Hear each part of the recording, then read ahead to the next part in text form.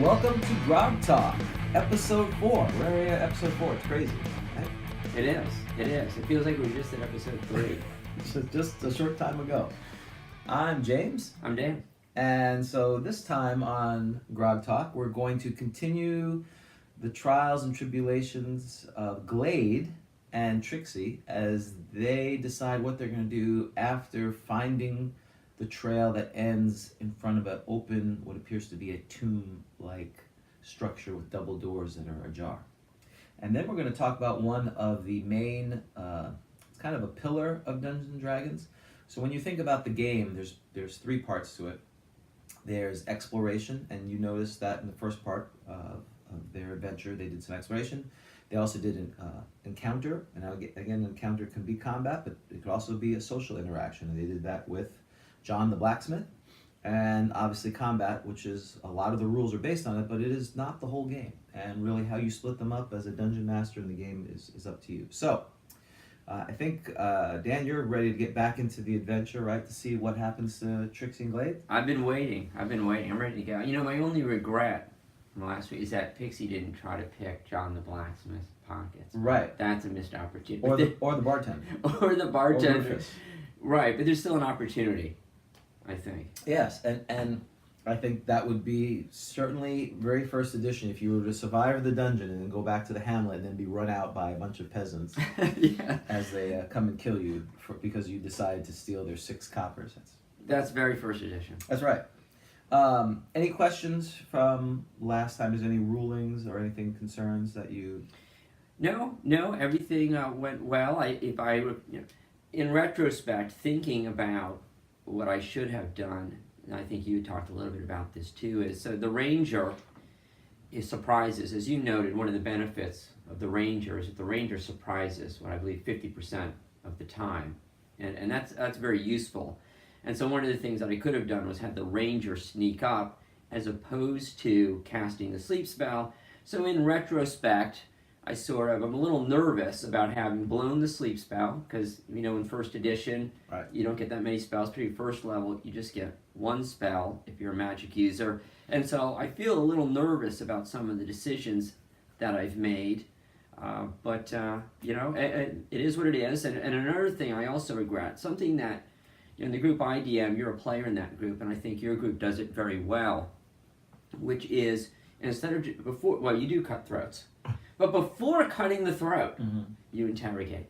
Right. And so in retrospect, I think a better thing to have done would have been to maybe slide those goblins over or take one of them alive when they, you know, take them away from shouting distance, something like that, interrogate them so I'd have a little bit better of an idea, or any idea, of what is below those 2 doors. But, you know, it is what it is. I think Glade, unfortunately, the years of thinking about murdering humanoids, it overtook her. She couldn't wait. And once she realized that, well, first she was probably disappointed. She may have thought that Trixie actually killed the goblins initially with the spell. Didn't realize that. I mean, there was some discussion with sleep, but she wasn't sure. And then realized that they were going to wake up. Then the bloodlust kicked in. So that's okay. So we're going to start. So the party gathers. And we're back in front of what appears to be a tomb or a structure that's built into the ground. It's slightly ajar. There are 2 slain goblins, and off about 150 yards away, you are, Glades and Trixie are standing over the 3rd goblin who attempted to throw a spear and failed, and that cost him his life. So what does the party do? Well, and I can't remember if we did this or not, but certainly Pixie would like to search the body and find. I think the armor was taken off. If I recall correctly, Glade is trying to fit into the armor. So certainly we want to search the goblin. Pixie, of course, is always looking for some coin. Okay. And Glade was going to try to fit into the armor. I can't remember if you made reference to buttons popping and flying off. So I did do some research. I had to go to the internet, and I found places where you could estimate the size of a goblin. And so how tall is Glade? Glade is 5'5". Right. So thin, 88. Right. So I messaged us in our group chat the size and weight of each of the goblins that you had slain, and if I remember correctly, the tallest was 48 inches. So They are at about 80 something pounds. About 80 something pounds. So I'm gonna say now again, typically goblins don't wear armor per se, but they usually wear hides and they just have natural armor class. Assuming part of it's probably dexterity, but it all it talks about is talks about armor that they or weapons they may have. So I'm going to give you a chance under Glades' intelligence to try to fashion something that may be equivalent to padded armor. Okay, so ability check, which of course means I want equal to or lower, and at 12 I did make it below. Okay. So low is good. So you've probably cut some of the straps away or the fur and you've put something on, and that takes a number of minutes, but you have something equivalent to padded armor. Great. Okay, so... But I will say you'll be moving at less than 12 at this point now with that. Okay, that's fine. You're moving at 9 now. I anticipate we'll be moving slowly anyway, throughout the dungeon or whatever is below. Okay, so Glade and Pixie are going to, as quietly as possible, advance back toward those open doors. I assume there's still ajar and smoke coming out. Yes. Well, it's more of just mist, the heat, Mist. that's what you're seeing. Got it. There may be there's a scent of smoke rising. Human flesh smell? Possibly very peasant smell, Yeah. female peasant, Right. earthy type We of... better get moving, it sounds like. Could be. So, also you did... Pixie, when he was looking, he did find 3 copper pieces on one of the goblins, the one that threw the spear. Great. Okay. 3 copper.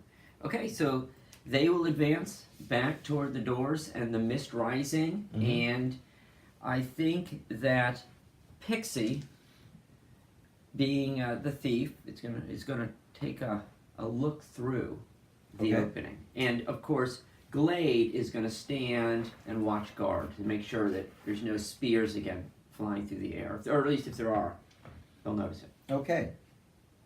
So it's only been 10 minutes or so. So the bodies of the slain goblins are still there. The door is basically open to allow a goblin to get in. Is it who's looking through? Glades or Pixie? Pixie. Pixie. So he peers in, and it looks like there are stairs, stone-cut stairs, descending down about 15 feet and then heading 30 feet in. That's as far as he can see. Okay, the goblins, were they wearing cloaks? And the reason I'm asking now is Pixie and Glade are wondering if they can kind of disguise themselves to an extent as goblins, just in case. So, I don't know. I'll have to check. Okay. So I'm going to say, based on the lore, I'll give them a 1 in 6 chance. I don't think they do. 2. So they're not wearing any. They almost did. That's right. They almost had. They almost grabbed it on the way out. Maybe it's like a small cape or some kind of head. Okay. Maybe they have a headband. Maybe they have a bandana. Maybe they're gang members. Right. They look like the Crips or the Bloods. Well, I love to try to disguise. I am the guy who put on the apron from the cook that one time. That's in right. the tray. And I'm now noticing something consistent here, which is that DMs don't really seem very intrigued or very interested in my attempts to disguise myself. Well, it's back to the illusionist thing. There's DMs who Exactly. play with it, and there's DMs who don't. DMs waste who their like time. No. you dressing up as cooks and goblins, Right. and those who don't. Okay, and you don't. No, I have no problem with it. I think it does make it more challenging for the dungeon master. Then they have to factor in light sources, your size. Again, like we were. Aren't you a little short for a stormtrooper kind of thing? Is kind of in this case, aren't you a little tall for a goblin? No, I understand that. Sure. So I don't mind players trying to do that. It's just going to be how successful they're going to be. And this is kind of the art and science of it. You don't want to discourage this type of thing, but you also don't want every time a player comes up with something to just automatically jump into it. Some DMs will. Some people, they're coming up being creative. Let's roll with that. I tend to be, if it makes sense, I will allow it or think how to roll. But I'm not going to because then it's the same thing with what we'll talk about later with secret doors. If it happens all the time, they find secret doors, then that's all they'll do is search for secret doors, and the game will grind down to a halt. So I am not telling you should not do that. Okay. Is there when Pixie looks through, is there a light source coming out, and what does Pixie see? What you do notice is there's definitely so as in you look 30 feet, there appears to be some kind of heat emanating to the right 30 feet down. So Okay. the passageways goes down, and maybe there's something to the right where it, and it's getting to the point where it's very bright. And it may, at some point, if you get closer, you may feel like that may ruin your infravision. Okay. And you said it was, I think, wide enough for a goblin to get through. Yes. So does that mean we're thin? I'm an elf and a half elf. They tend to be on the slender side. I would say you'd be able to get through. All right. Pixie is going to. Well, so this is interesting. Who should lead the way, Pixie or Glade? Now, Glade is a ranger. Pixie's a thief. You know, Pixie's a thief. It just makes sense. I'm going to have Pixie go through first, and Glade is going to follow behind, of course, looking back to make sure no one is seeing what they do. So who's in the front again? I'm sorry. Pixie is going to lead the Pixie, way. Okay. And So he's happy about that. Pixie's not happy about that. So I have to roll something for that. No, I'm just kidding. So what did you just give me that we would call this? It's a trope. We in would Dungeons and call Dragons. this the marching order. That's right. So in the original game, the caller, who'd kind of be the de facto leader of the player characters, would determine the marching order and either hand that to the dungeon master or tell them to that. Because, again, back to the style of play, they had lots of players, apparently like I have, and instead of having them all talk to the dungeon master, they would talk to the caller, and the caller would, like the high priest, explain and supplicate to the DM what they were trying to do. Which is, I guess I should try to see some videos from that time of. I know I've seen pictures of Gary Gygax at one point not even sitting at the Right. table. That would be amazing. So, one thing. Okay, great. So, Trixie goes through. Pixie. Trixie. He's not a whore. He's not a male prostitute. Got it. Sorry, you're absolutely right. Well, the backstory's not completely fleshed out. Well, that's true. That's right. He was a hunter, but we're not sure of what. So there you go. So we move down 30 feet. I'm sorry. Look down 30. So you descend the stairs. Yes, they are descending. I'm not going to be checking for traps simply because we got to get moving. Okay. I'm concerned that time is of the essence. Right. So after 20 feet, now your infravision ends, and it takes a second or two because you notice there's flickering light hitting the side wall. Basically, you're moving forward about 20 feet. The passageway turns 90 degrees to the right, and from there is what appears to be a fairly large source of light you see flickering on the wall. Okay, so Pixie is going to creep down and peek his head around the corner while Glade watches from behind to make sure no one is sneaking up on them. And Glade is going to have her longsword drawn, and Pixie is going to have nothing at this point drawn, just going to be looking around the corner. Okay, so you, Pixie peers around, and what's your move silently? I assume you don't want me using the old erased bard No. scores from this. So Pixie is, I should obviously write these down. This is definitely slowing down the game. The move silently is a 15%, Perfect. plus 5. Well, okay, hold on. Plus 5 for being an elf is 20.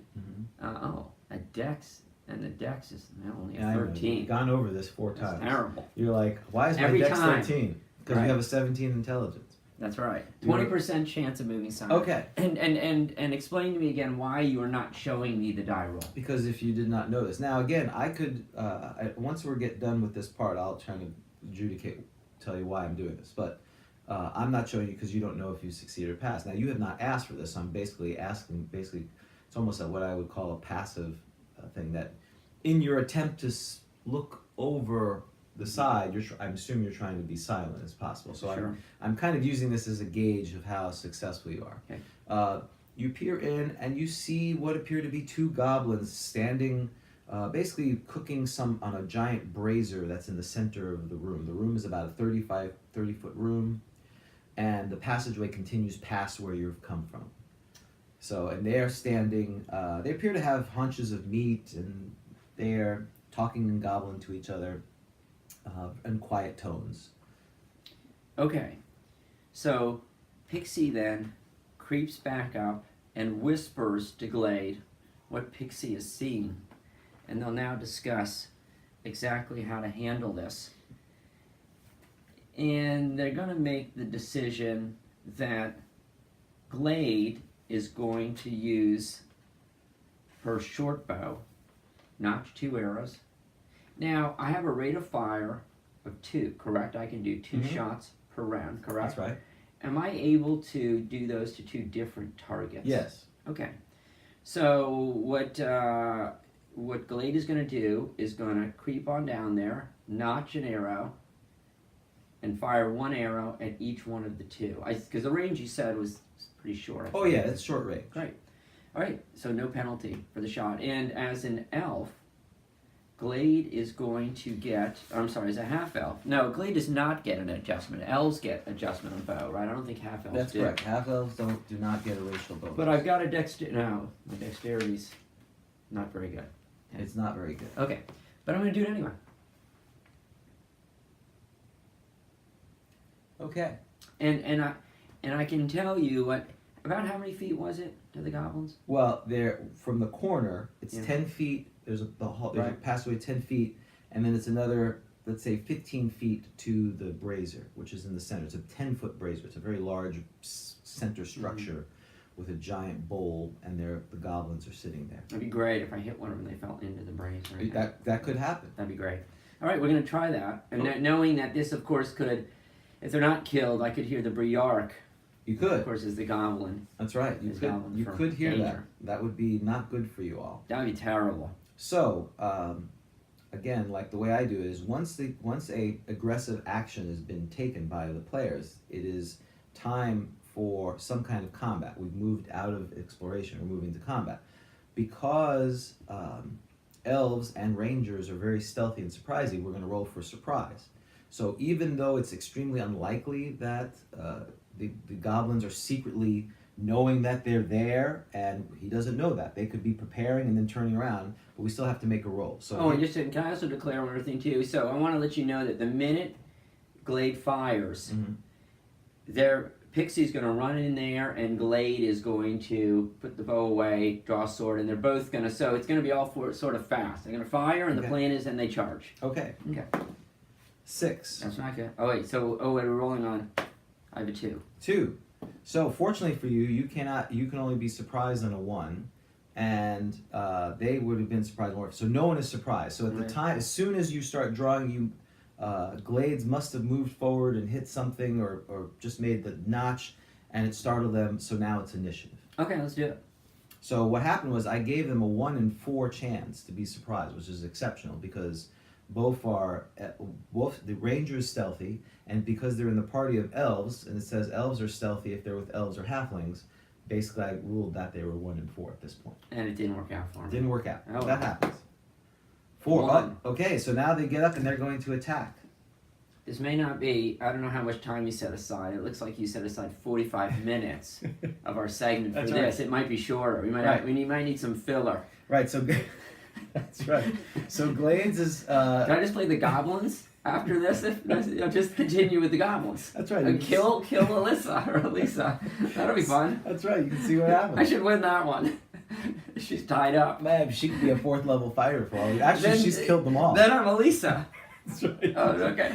You just keep, it's like that movie, you're the spirit that just keeps going to whoever's alive. Yes. I like that. All right, so I'm going to say, now you said Glades was in the front trying to shoot. Exactly. So what I am going to allow you to do is, because with missile combat, I'm going to let you get 1 shot off, even though they won initiative. I appreciate that. All right. It's a 19. 19. Things are looking up. That's right. So you have, so I'm going to secretly roll their hit points. Do you hit the left one or the right one? Oh, well, I'll do a 1, 2, 3 for left, 4, 5, 6 for right. All right, the right one. Okay, now roll your damage. Okay, and it's an arrow. Is that 1 to 6? 1 to 6. All right. 1. Okay, well you See, Dad? No. No, not dead. You strike the right one and almost like. Yeah. What? Really? That was your plan? It was to confuse him. Well, it's working perfectly. He's confused. So now I'm also I'm also going to give you an advantage because we're going to try to play it rules as written. They are 15 feet away from you. Oh, and I need to be 10 feet, don't I? Rules is written. They would too. Well, they would too as well. They do not. Monsters do not say they can charge. I can charge though. Well, you can charge. And I think I said in my declare action we'd be charging in. Right. So you may charge. Now you have a strategic decision. You can wait for them to move to close, which means they wouldn't get attacked and then you'd get an attack, or you're going to charge now. I see us charging. Okay. So you shot off an arrow. Well, now you'd shoot off your second. And I want to say because I don't want to wait for. I don't want to hear Briark. I got you. So that's why. All right. Well, so what's going to happen is they're going to move to close. I'm going to let you shoot your second arrow, and then that would be Glades' action. He's not going to hit Pixie in the back, is it? No, not Pixie. yet. Okay, not yet. That's later. 13. That doesn't seem very good. What armor? What are? He's I'm a ranger, level 1. That's a hit. Really? Yes. That's great. Just barely. Wow. Okay. Do you hit the same one? No, I think I would have gone because I was going to do one arrow Oh, and that's right. one of the You did other. say that. So I One think and it would be the other one.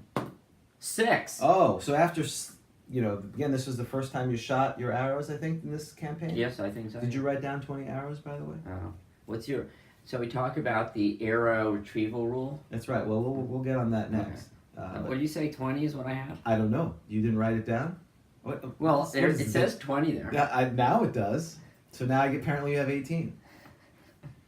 So you hit twice. Regardless, if you strike a creature, the arrow is destroyed. Okay. That is now. If you miss, you're supposed to say versus crushing blow and have a chance. Oh, I see. Because a lot of people do the 50% rule. I guess that's just to make it. Just make it easier. To make it easier. That's not rules as written. Got it. So anyway, you have.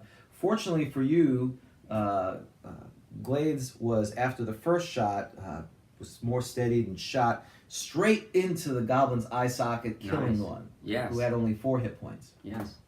So the goblin moves to close against Pixie, and now Pixie gets his shot at attacking since he's moved to close and you've charged. So charging is +2 to an attack. Oh, okay. That's right. Yeah, 19, 21. Okay, so what I'm actually want to do is you charge because they want initiative, they'll be simultaneous. Okay. So you hit. What is that, a sword? Yeah, that is a short. Hang on, I think that is. It's a long sword. All right, so you He's get a got D8. 1 to 8. 4. 4. That will be enough to slay him. Now it's a question of will the goblin, as he's charging and goes in, will they get a chance? No, that's not right. Because charging would be the length of the weapon. And that's another story for combat. So basically, they won initiative. They started moving. You charged and shot, and I'm going to say no. They were slain at that point. Okay. I'm not gonna give them an attack because they are only using clubs, so they don't have a longer weapon than your longsword. But Okay. if it was opposite there, okay. So they have been slain. Both of you cut them down, and you do hear somewhat of a reverberation as the battle has happened, because it was relatively quiet. The swinging of the arrows and the clanking and the gurgling of the poor goblins who were just sitting there minding their own business and stone cold murdered by a bunch of elven assassins. Now, what I'm going to do, I believe we both speak Goblin, don't we? I need to check this out. I believe they both do. Because if we both do, so I'm going to tell you that we're switching to speaking in Goblin, just in case anybody hears us. So let me see, what else are able to speak? Goblin and half elves are able, yes. So Pixie whispers over to Glade and says, in Goblin, from here on out, let's just speak in Goblin tongue. So you've switched to the Goblin radio channel. Exactly. For the rest of the exactly. mission. I got you. Exactly. Okay. And so speaking in Goblin, Pixie, and then Pixie's of course going to search the bodies, always looking for coin Okay. or anything else. So each of them have actually one silver piece and one copper piece. Each. Yes. And they have their clubs. And their clubs. I don't think I'm very interested in a club. And I look anything else in the research the room. Anything else in the room? So this room has a relief. You know, the stone is actually relief of a scene of various human knights fighting basically demons and other fell beasts, but mostly demons, giants, and all creatures like that. And on the other side of these giant human fighters or knights, there is an oath written. Ah. Do I recognize either Pixie or Glade? Recognize the oath? No, but it's in common. Okay. It's in the common human tongue. And what does it say? It says, I, Sextus Varius, swear my life and my honor to the Delian Order. D-E-L-I-N Order. I, Sextus Varius, Swear my life and honor to the Delian Order. Okay. Anything else I notice in the room? Nope, except for the brazier, which is lit. There, it's a very nice. It's a nice stone brazier. It's inserted. It's part of the floor structure, and it is burning with. It almost seems somehow a perpetual flame. Oh, interesting. Now, in many situations, I would search for secret passages, things like that. But time is of the essence, so we're going to keep moving on. We're going to first listen intently down the halls. The only way out is the way. That is what you see, correct. So directly opposite the way you came in is the passageway continues. And what do we see down that path? We're going to get on either side of it and peek down the.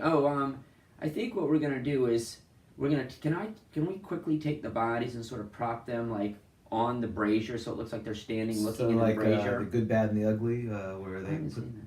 From Clint Eastwood, where they take the Mexican soldiers and prop them up as. Not exactly. Just so that way, so if anyone was looking down the hallway where we will be heading, they would see the backs of them sort of propped up against the brazier. Okay, that sounds good. So that takes a couple of minutes. All right. But I'm able to do that. You are absolutely able to. So you have them somewhat slumped over where they look like maybe they're sleeping. You try to do that. Okay, great. That's not a problem. Okay, so what do we see down the hallway? So we're going to get on either side and just sort of peek down. The passageway, based on the light coming from the brazier, appears to continue 40 feet down. Okay. And then it turns left. The passageway then veers left 90 degrees. Okay, so... And by the way, you would normally have, if this was a larger group or another thing, you would have, besides a marching order and a caller, you would also have what person typically? a mapper. Yes, you would Somebody have. would be mapping. If this was a more sophisticated dungeon, you'd have to have a map, or at least someone would have to scribe this, because I would. The dungeon master's job is not to tell them which way to go. I just give them the directions as I see it. And one of the things I want to mention too is, so as the ranger, because I read up on the ranger, I get a plus to hit, right, the giant classes, which I think includes. You get plus the damage. Oh, just plus the damage, not Yes. plus to hit on That's the right. ranger. Okay. Yes, and exactly. And I've played it. It's not clear. I'm sure there's probably been ruled. Other people interpreted this. I've included that damage. So it says on page 24 of the player's handbook, when fighting humanoid creatures, rangers add 1 point for each level they have attained to the points of damage scored when they hit in melee combat. So I've been sometimes nice and allowed it to add to missile combat, because again, it's not, you could say melee truly means melee with swords, or melee just in general melee combat. So, because the idea is rangers are skilled at killing these creatures. Right. And why would they only be skilled with weapons, swords, and not just, basically they know how to shoot them, except the first shot. Apparently. Yes, I'm glad you reminded me, because that would have done 2 hit points. Okay. In that case. Okay, so, all right, so marching order is going to remain as indicated. Yeah. It's going to be Picksy single and file. Pixie's going first, yep, then Glade. And Pixie is going to attempt to move silently. I understand that Glade is there as well and isn't a thief, but we're heading on down. Okay, so how heavy is Pixie, and how heavy is Glades, and how tall are they? I know that Glade is 5'5" And 88 pounds. and 88 pounds, and I know we wrote this down. It would have been on. Yeah, I believe here. Let's see, 5'102". Okay. That's kind of heavy, is it? Yeah. That's Glade, right? No, that's Pixie. Oh, you did Pixie on the new sheet. I got you. Pixie's on the new sheet. I've written down here 5'102". Okay. Unless that was that Barb. Yeah. No, I Not feel like you're Barb. 102 because that's the elf, right? Okay. Yes, that's right. That's the elf. Yeah. Okay. So you start heading down the passageway, Yes. and it's Pixie and Glades. The passageway goes 40 feet and turns to the left. So what do you do? Pixie's gonna peek around the corner. Okay. So as Pixie moves down the passageway with Glades, how far is Glades behind him? Just about 5 feet, and continuing to look behind. Okay. And we're always looking up every now and then. You never know what's up there. Right. Okay. So as Pixie is walking down the hallway, he hears a click and a step. Roll under your decks. Oh no. Successful. A Okay. 9. Okay. So what happens is he hears a click. This scythe comes from the ceiling, comes through. You take 1 point of damage. Yes. Okay. And now Glades needs. Is this true? Pixie has 2 hit points. 2 hit points. That's right. So the way I ruled that is if he made his dex check, as he heard the click, he got out of the way and only took half damage. Okay. But Glades was looking behind, was kind of moving forward, so she needs to make her dex check. Oh, if she okay. makes her dex check, she doesn't take any damage. 20 to no. She takes 5 points of damage. Okay. Had 7 hit points down to 2 hit points. So you can just imagine here, Pixie slowly hears the click, gets out of the way, but probably didn't say anything to poor Glades as far as and just Yes. got jabbed in the back there. Which of course makes a sound of and it slams in there and everything else. So what do you do? we are going to. Now you notice the scythe is actually, after striking, it's slowly starting to go back. What do we see ahead of us? Well, the passageway goes 10 feet more because you didn't make Yep, it across, and then it turns left 90 degrees and it seems to go that way. Okay, we're going to be very quiet and listen. Do we hear anything? Trying to see if we're hearing any commotion, that we've been detected. You don't initially hear anything, but then you hear something in Goblin. Check that out. Okay, what we're going to do is we're going to run up to the corner Okay. and sort of lay in wait. Pixie is going to draw. They're sort of limping up there. That's right. Drawing his long sword and Glade as well. Grabbing it. No, you know what? No. Glade is going to crouch around the corner with a short bow ready Okay. and arrows ready and watching. So in the next room, you see the room seems to be there's 20 feet corridor, then it continues another 40 feet. It appears to open to a room. Oh, okay. And in that room, there seems to be there's 2 large torches on the far wall, and there appears to be a statue of some type of human. Next to the statue appears to be a larger humanoid type. This is Glades looking down? Yes. Yes, you would know this creature from your figurine creations. Right. This is the advanced set of creatures. Maybe they're not advanced. They're middle. They more of a pig-like creature, certainly larger, more human size. An orc. No, you would know them to be a hobgoblin. Oh, okay. So there's 1 hobgoblin, and there appears to be 2 goblins, and the 2 goblins appear to be moving towards your area. Oh, so what kind of cover do I have? Because I was thinking it moved off to a side, and I had a corner that I could turn around, but it looks like it's all kind of heading straight. So You're on the edge of the corner. You're looking in this way. Yeah. And as you look I down, see. they're coming. The 2 are coming down the hallway. All right. Well, they're coming from the room. They're going to enter the hallway, which is The two. I'm Two sorry. goblins. Yeah, the hobgoblin does not appear to be moving. And two goblins are coming. That is correct. Okay, so I think what I'm gonna do is one more thing. You noticed that the hobgoblin is not really focused at you. He seems to be looking in the corner. Oh, okay. Seems to be looking in the corner. So I think what I'm gonna do is I'm going to.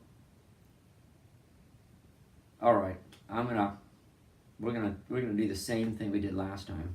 We're probably not making out alive. They say to each other. They hug each other.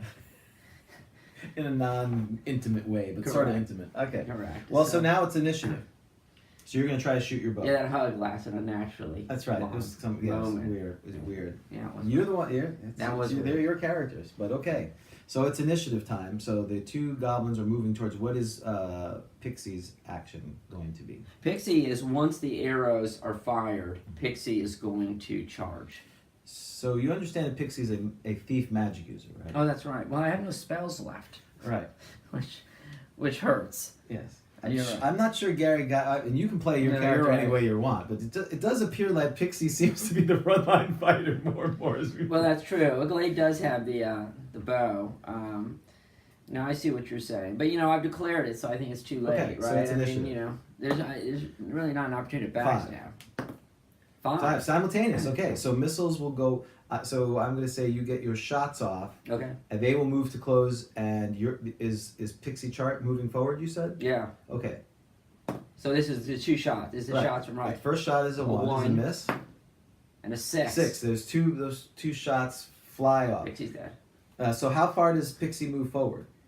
Well. To move to close or. Yes, and Glade is coming.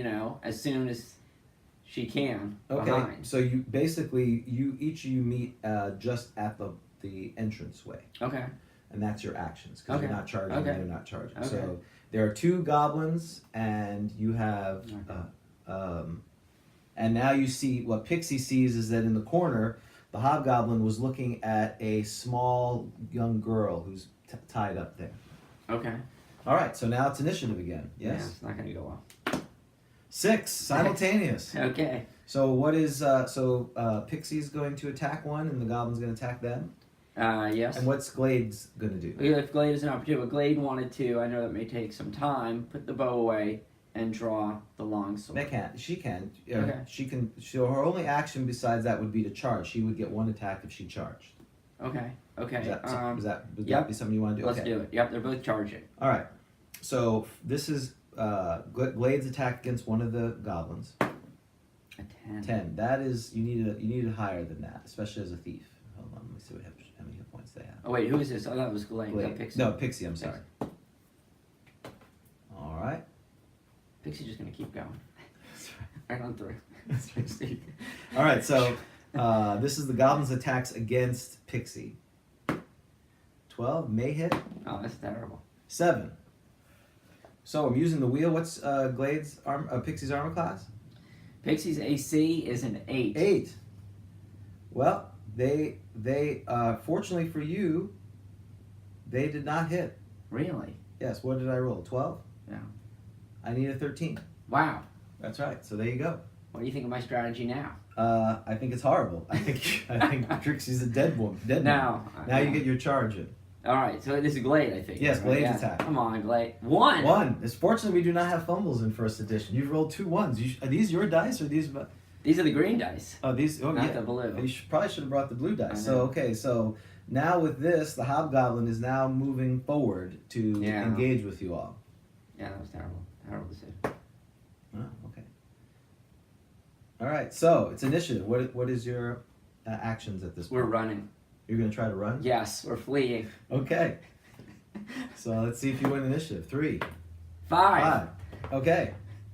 So because you're fleeing, and there's opportunity attack. That's right. There is no rules really. They talk about withdrawal in Player's Handbook, but even though I won initiative, they get an opportunity. Oh, well, absolutely. If you right, the Player's Handbooks. I think in the Dungeon Master's Guide, if you flee, it's very clear for that. But I want to Make sure I want their lives to not be lost by a bad. And this is where, as a dungeon master, you want to make sure you get the rules right. Now, I want to make it clear. We're here to teach the game, right?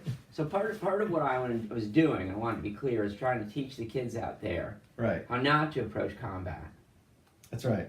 So I obviously, if I was playing this the way I normally would have, I would have done something like wait back there, try to get a backstab. At some point, at any time the creature decides, they can break off the engagement and flee the melee. To do so, however, allows the opponent a free attack or attack routine. This attack is calculated as if it was a rear attack upon a stunned opponent. Oh, come on. Gary, what's wrong with him? When the attack is completed, the retiring may move full movement rate unless the okay. I think I've been DMing too long and not playing enough. So, rules as written is, again, rear attack would be +2 and stun would be +4. So, fortunately, I'm going to rule that it's against their armor class. Since your armor class is so horrific anyway, you're basically being attacked as AC 10. All right? And they each... Okay. Now, what I also could rule is that, this is where theater of the mind, where we don't have figures, if we could say they were right next to each other, if they were right next to each other, each of them would have got their attack of opportunity on both of you. But I'm going to be nice and to say that each of them are fighting somewhat not next to each other. So the fact that I want initiative, that's what allows me to flee, right? So that'll allow me to get away from... Yes, instead of getting a front attack and then getting a rear attack, you're only getting attack once. Right. So a creature who flees from melee in such a situation is subject to free attack routine from the opponent, calculated as a rear attack, no shield bonus, no dexterity bonus. And you said in addition to that... Yes, on the DM's guide it says and stunned. Which I don't remember seeing that. Yeah, what pages? I didn't remember that either. I had not written that down. I just had the +2. Breaking off melee, that's on page 70. 70, I have That's hilarious. Well, I'm glad that I've taught you something funny. By a rear attack upon a stunned opponent. This attack is calculated as if it was a rear attack upon a stunned opponent. That is... It's calculated as a rear attack, upon a stunned opponent. And the stunned is... That's +4, if I remember correctly? Yeah, I had that down here somewhere, so that's... Yeah, that's horrific. This would be a... And this is why, by the way, most people don't run.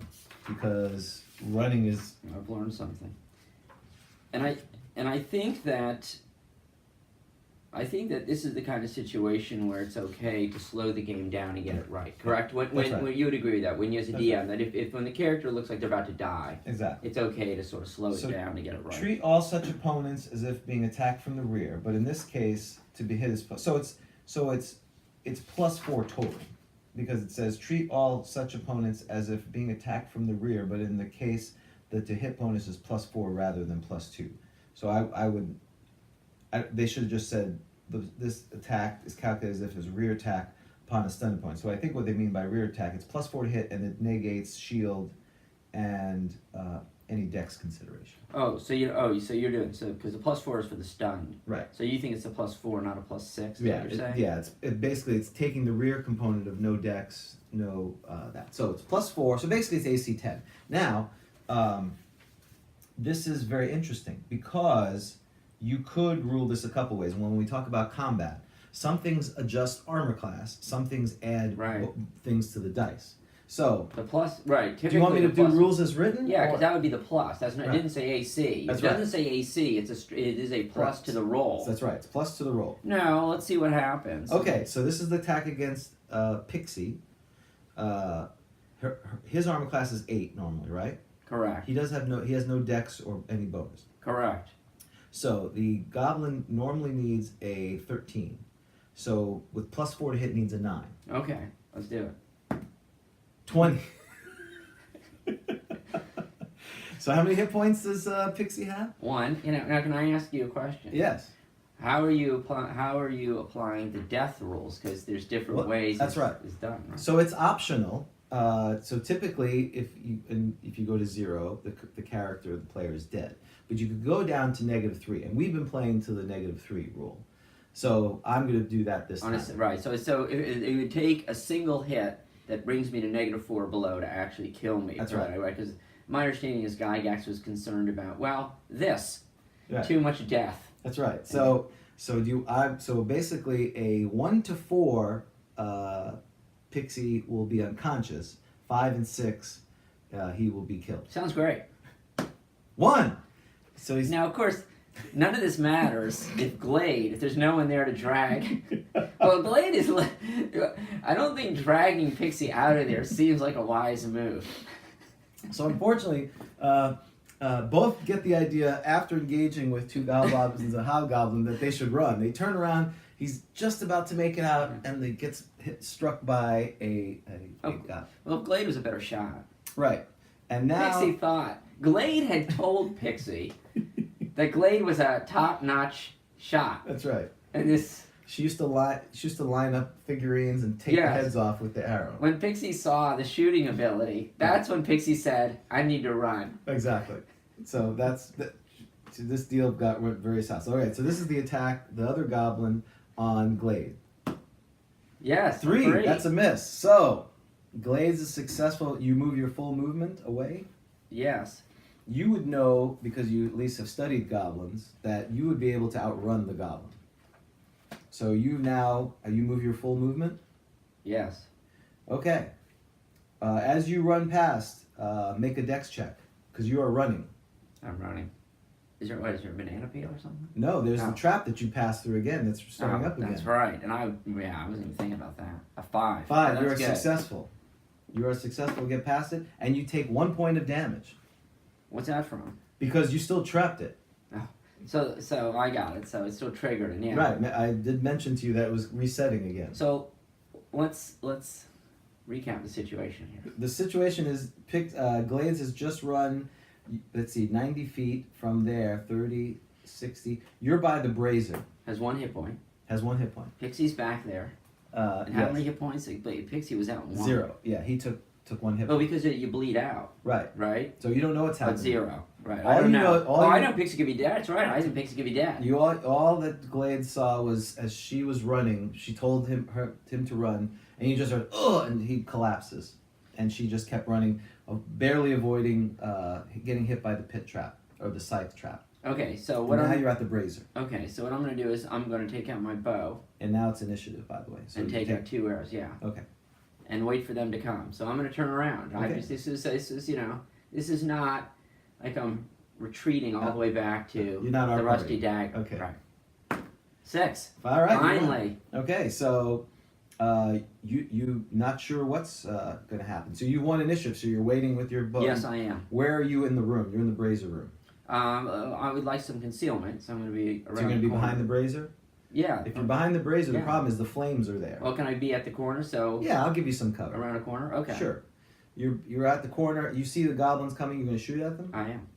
All right. Roll your d20. 3 That's a miss. and a 2. 2. That's wonderful. Well, the goblins now move 60. Now they are approximately 20 feet away from you. Okay. So now it's initiative, since you shot. Should I declare? Yes, you want to declare. What was you going to do?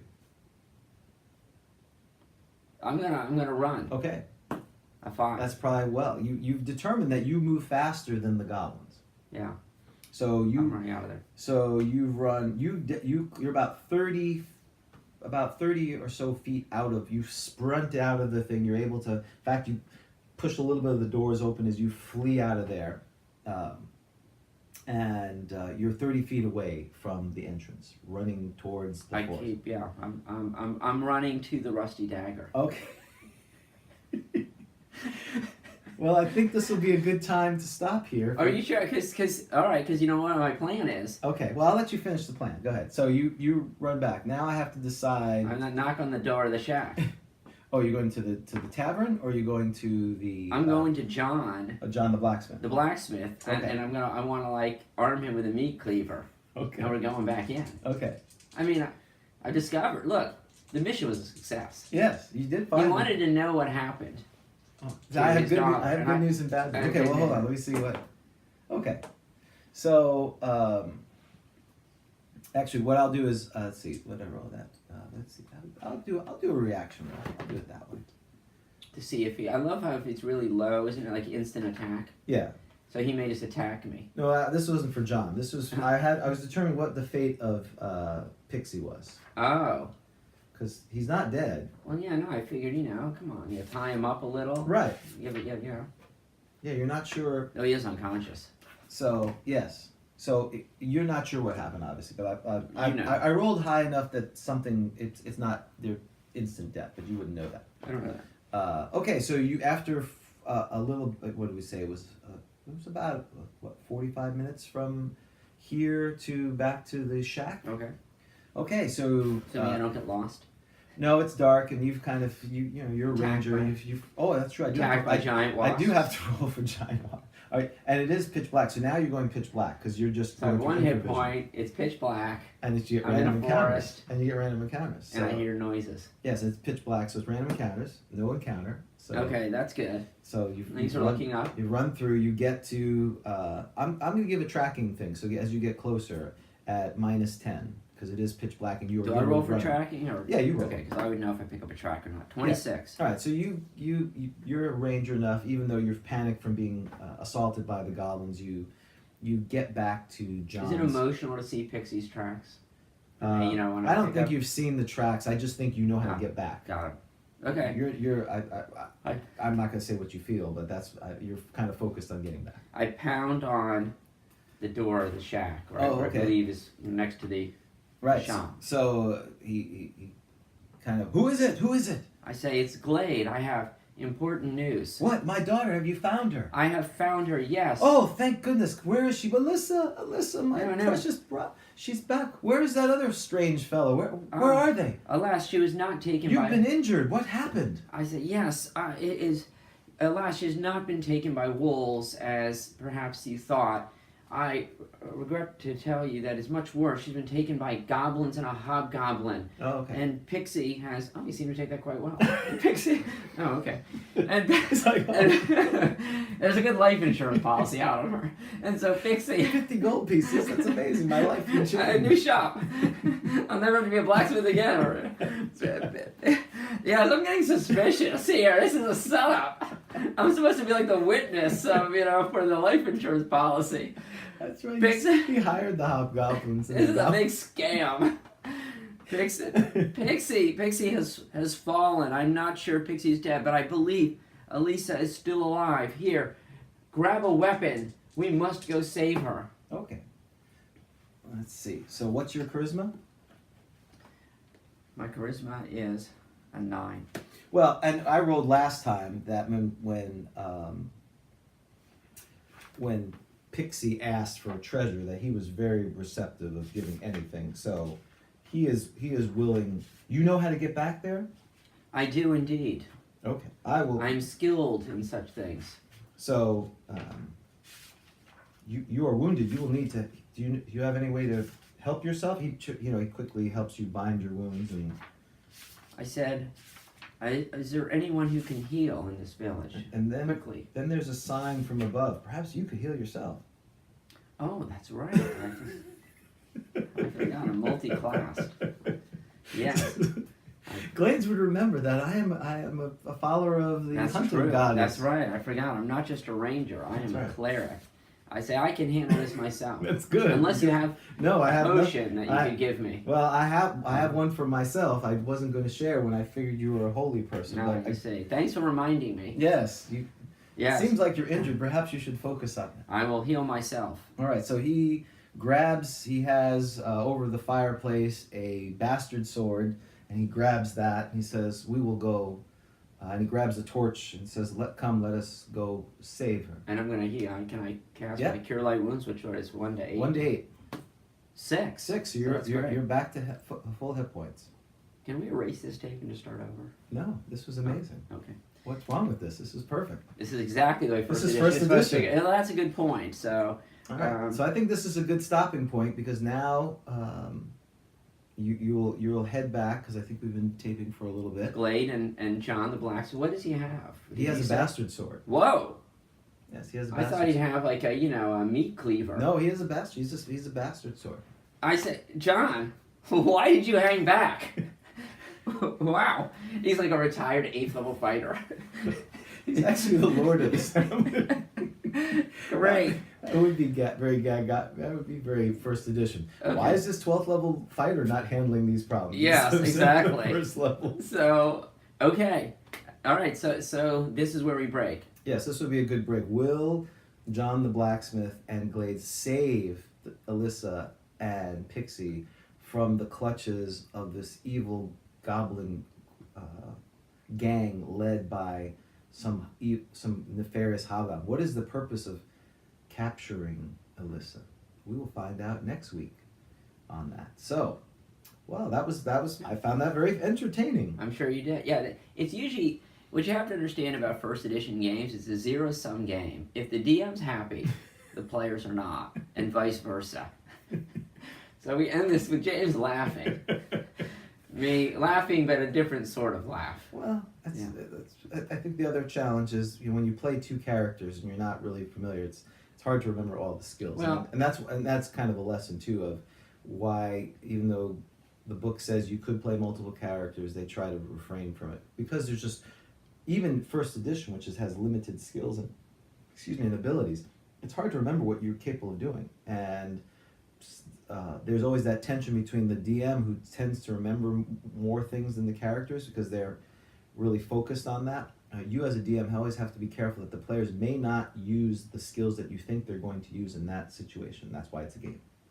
So, and with that... Happy to have contributed to that lesson. Ah, yes. All right, let's move on. That's right. So now we're into our Word of Recall segment, which actually we're now going to recap some of these features. And again, there are three basic features of the game. When you break it down, Dungeons & Dragons is an exploration phase, an encounter phase, and a combat phase.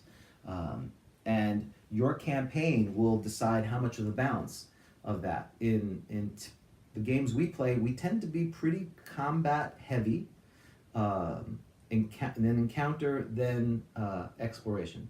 But some could be very exploration with limited encounters and limited combat. So, when you've run your campaign, Dan, do you think consciously about the balance between all three of them, or is there a preference in any of them from your perspective? Well, I think it depends upon the adventure you're running. So I run published adventures, and so the flavor of the adventure will dictate that. As we've gotten older, and we play, our group meets once every 2 weeks, right?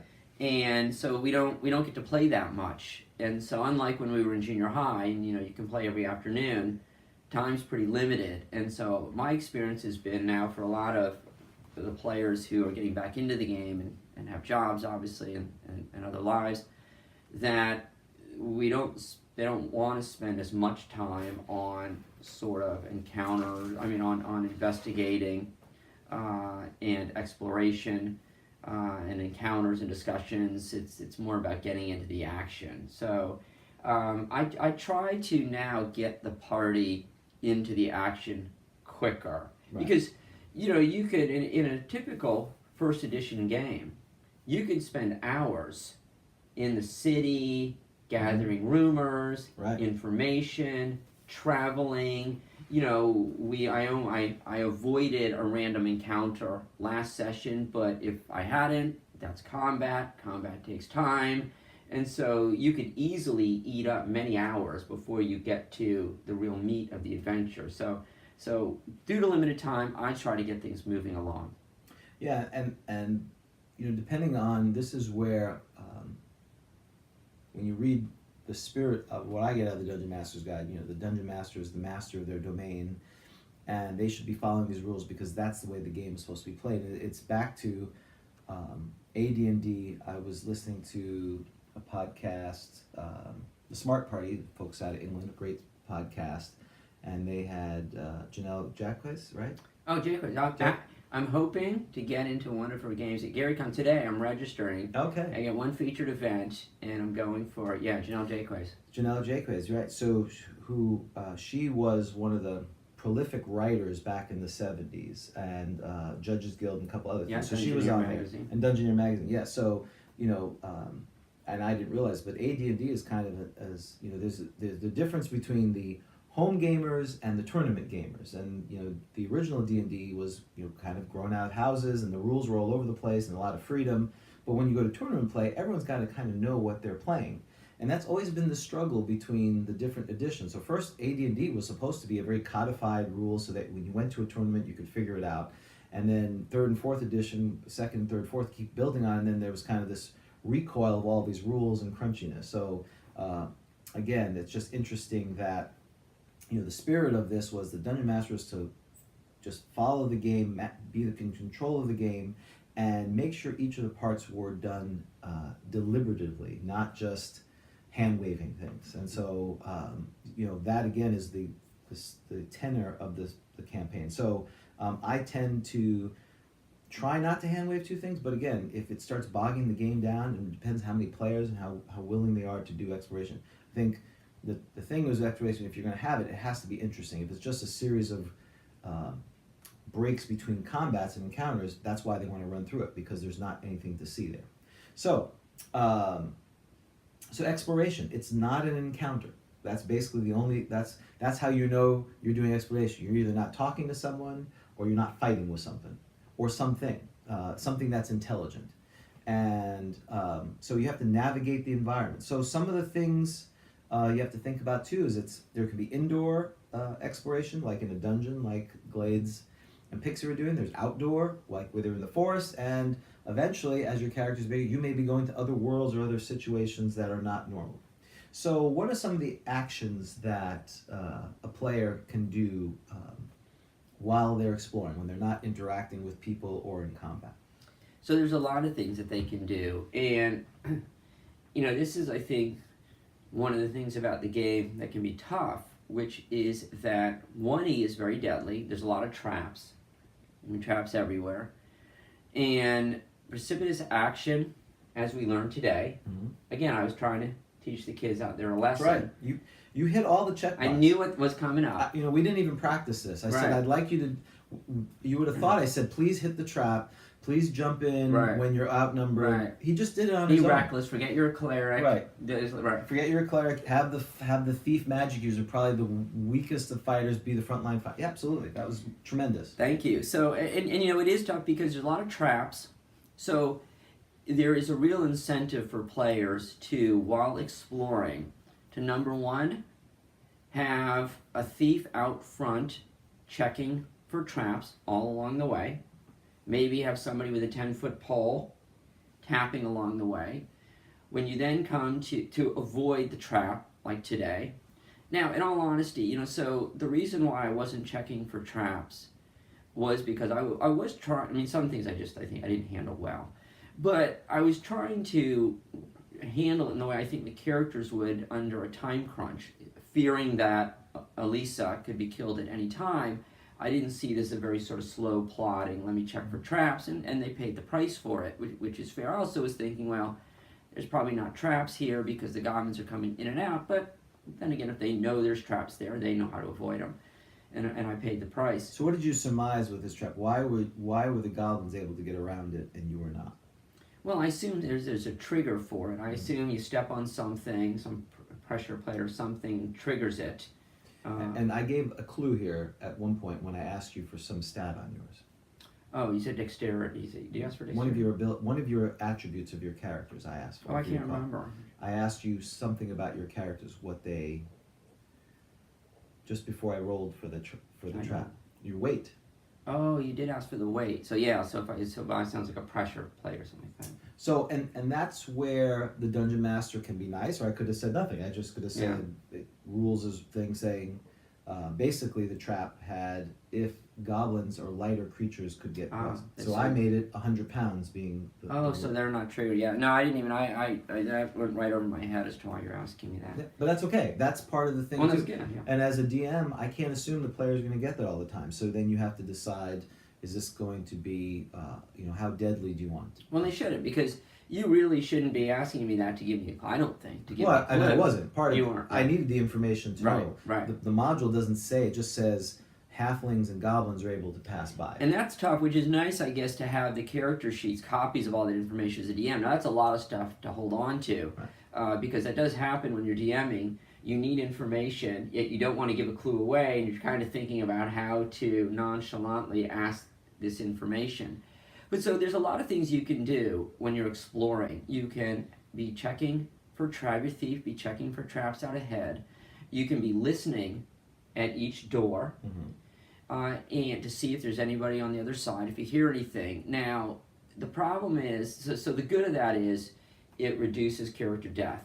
The bad of that is it does tend to slow the game down, and at some point it seems somewhat unrealistic to have a party going inch by inch, checking everywhere. And then there's mapping too, which is part of exploring, which you brought up, which you've got somebody sitting there mapping. And perhaps you can talk a little bit about how DMs address that, because at a certain point the DM may feel like it's being abused, which, in some respect, I don't know, is always entirely fair, because the minute that the DM decides it's being abused and wants to move things along, then there's a trap, and the character dies. So having been on both sides of the screen, as a DM, I understand completely why party members are so ultra cautious. Right. And the minute they're not, they're dead. They're extremely paranoid. And this game leads, at least the first edition, leads towards that, which means it's a dungeon crawl. It has that, it's in the word.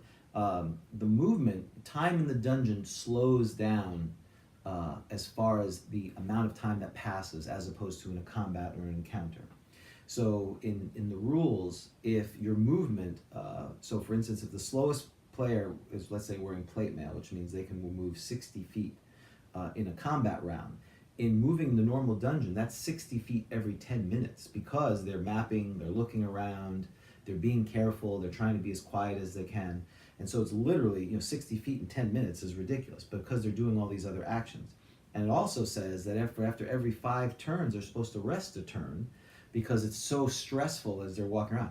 Players hate this. Like, why are we waiting? How is it taking so long? So you can use that to your advantage if people are taking too long. You every turn you potentially should be rolling for a random encounter. So it's giving enough tension to keep the game going, but also giving them the opportunity to look for traps. If you just have deadly traps everywhere, and that's up to the DM to decide, are they going to be that way? If you have a deadly trap, you should give it some clue that there's a trap being there. So, if there's a gem that explodes, there should be burned things around it, like in the classic Tomb of Horrors. If the person does touch it, then that's on them. So, but it is the game is supposed to be, you're taking your time, someone's mapping, they're figuring out, they're doing this, that, and that inevitably some searching is good, but it can get to a crawl, and in fact, that's almost the schizophrenic part of this being a DM. On one hand, you want to move things forward by doing random encounters, but then if they keep searching, you're supposed to throw things in to try to prevent that from happening. So for instance, hear noise, the classic hear noise thing, right? If all the characters want to hear noise, so what is the thing that a dungeon master is supposed to do to prevent that from happening all the time? Ear seekers.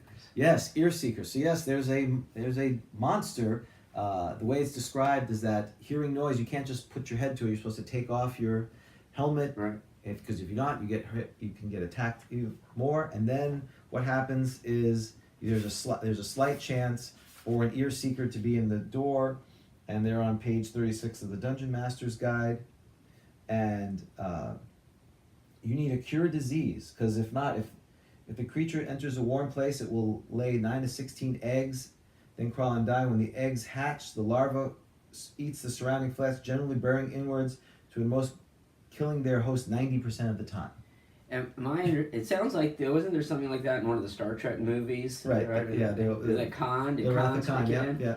So, and my understanding is that Gary Gygax, or the story is that Gary Gygax created ear seekers specifically for this reason, to punish players who are, I don't know if this is apocryphal or not, right, for continually listening at doors.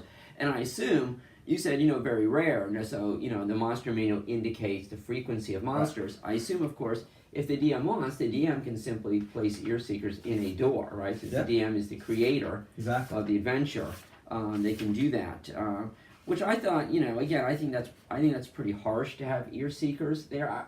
I wouldn't have a problem with rolling randomly based upon what are they? Are they very rare? Very rare. They're very rare. It's something like 2% or something. Yeah, something to that effect. I wouldn't have a problem with rolling a 2% chance each time. That seems fair. I think it'd be a bit harsh to put ear seekers in there because the party's listening at doors. Because 4% chance. 4%. Because then the minute they don't listen at the door, then there's something on the other side. And they still have to hit. You have to adjudicate. They have 1 hit point. So what's the chance of hitting an AC 10? They basically have, a 50-50 chance or something to that effect of hitting. Because it doesn't say how they get in. It just says they're there. You put your ear again. So how do you know if they actually enter the ear? So you do it. That makes sense. You do it to hit roll is what you're saying. Right. I didn't even think about that. So and you could say it's AC 11. So they would have a 60% chance. And then the problem is the only way you can fix it is cure disease, which is a very high level spell. So that's a problem for most party members. Yeah, and to go back for a second to the check traps, the thing that's tough about it is first level thieves, their ability scores, their chances of succeeding on their thieving skills are so low at first. Right. You really feel bad for the poor thief does everything he or she should do. Like I think in the game I was running the other night, the thief checks for traps in front of the chest. Yeah. Doesn't find anything. And I think if I recall correctly, it's something like, it's 25% chance I rolled a 26. And of course the thief doesn't know it. And then there's a big block that comes down. And I allowed a dex to get out of the way. I could have done it to hit roll either way. That's a ruling, by the way, not rules as written. Meaning you think it should, so what, it should have been a to hit roll? Or Well, just it should have been automatically? If you fail your trap, the trap goes off and you're supposed to take the effects of the trap. Oh, even if it's, Well, it's just like the scythe. It's just like the scythe trap. Oh, you didn't do it. Yeah, a chance to. We give some opportunities. You do see that though, and perhaps you're right on the rules as written. You do see that in modules where they'll say, okay, you can get a dex, right, to get out of the way. So. And that's one of the tensions of when you use a written module, how adherent you're going to be to that. And I think there was always a feeling of this is a framework and that you change it. I don't have a problem with it. I think it makes more sense than just a pass or fail. It's just being consistent with that. And you have to be careful having player bias or I like this player, I don't like that player. Yeah. Because as long as you're consistent with, if they close to failing, I'm going to give them a chance to minimize the damage. If they totally botched it in 100, I'm always going to say it takes the full effect or whatever version of that is. Yeah, and I kind of like, for me, it's a little bit of the rule of cool too, which is I like this idea of, okay, you hear it coming, you know it's coming, right? Give me a roll, create some tension, but that's exactly what I did for you in this thing. I took something you've done, I've seen others. Instead of just letting the trap hit you, right? I said, well, what makes sense here? So kind of following what you did, which I thought was really good. But so it is harsh. So the poor thief who only has a whatever, let's say 25% chance, does everything he or she should do. No trap.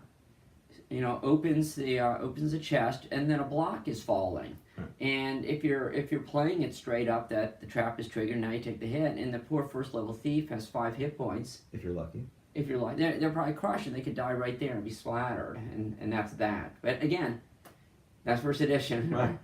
So, and other things you can do too, maybe you can talk a little bit about wandering monster checks, right? Yes. Because I know that's something else that if you think the party is, so parties will naturally want to check for secret passage, secret doors, and concealed doors in a room. We often call it elfing it. Yeah. Because elves have, sorry, go ahead. I just say elves are particularly good at it. They have increased chance of finding secret doors and concealed doors. But this takes time, and one of the ways to sort of discourage parties from doing that all the time is to do wandering monster checks, right? Absolutely, and I think that's something that I don't want to toot my own horn or anything. It's reading the room, and part of a dungeon master's job is to build tension, the idea of the drama. And if it becomes a slog where everyone's just checking everything and being so deliberate, the game slows down. A lot of people aren't doing anything; they're waiting. So the idea of random encounters is to have two things. One, that the environment is alive, that the dungeon is doing things. And back, I guess, in the old days, the idea of the dungeon was actively trying to attack you. It was a living organism that would, in their later video games, Dungeon Keeper, where you played as the dungeon and you're trying to repel adventurers. So a random encounter is a tool that the DM can use and should use to make the place seem alive, that there's a consequence of things. There's time in the dungeon means something, and the player's handbook talks about that at the end of the thing. And so it's very important, in my opinion, to do that. Some DMs refrain from it. Some DMs say, oh, it's just another combat and become tedious. Players hate random encounters.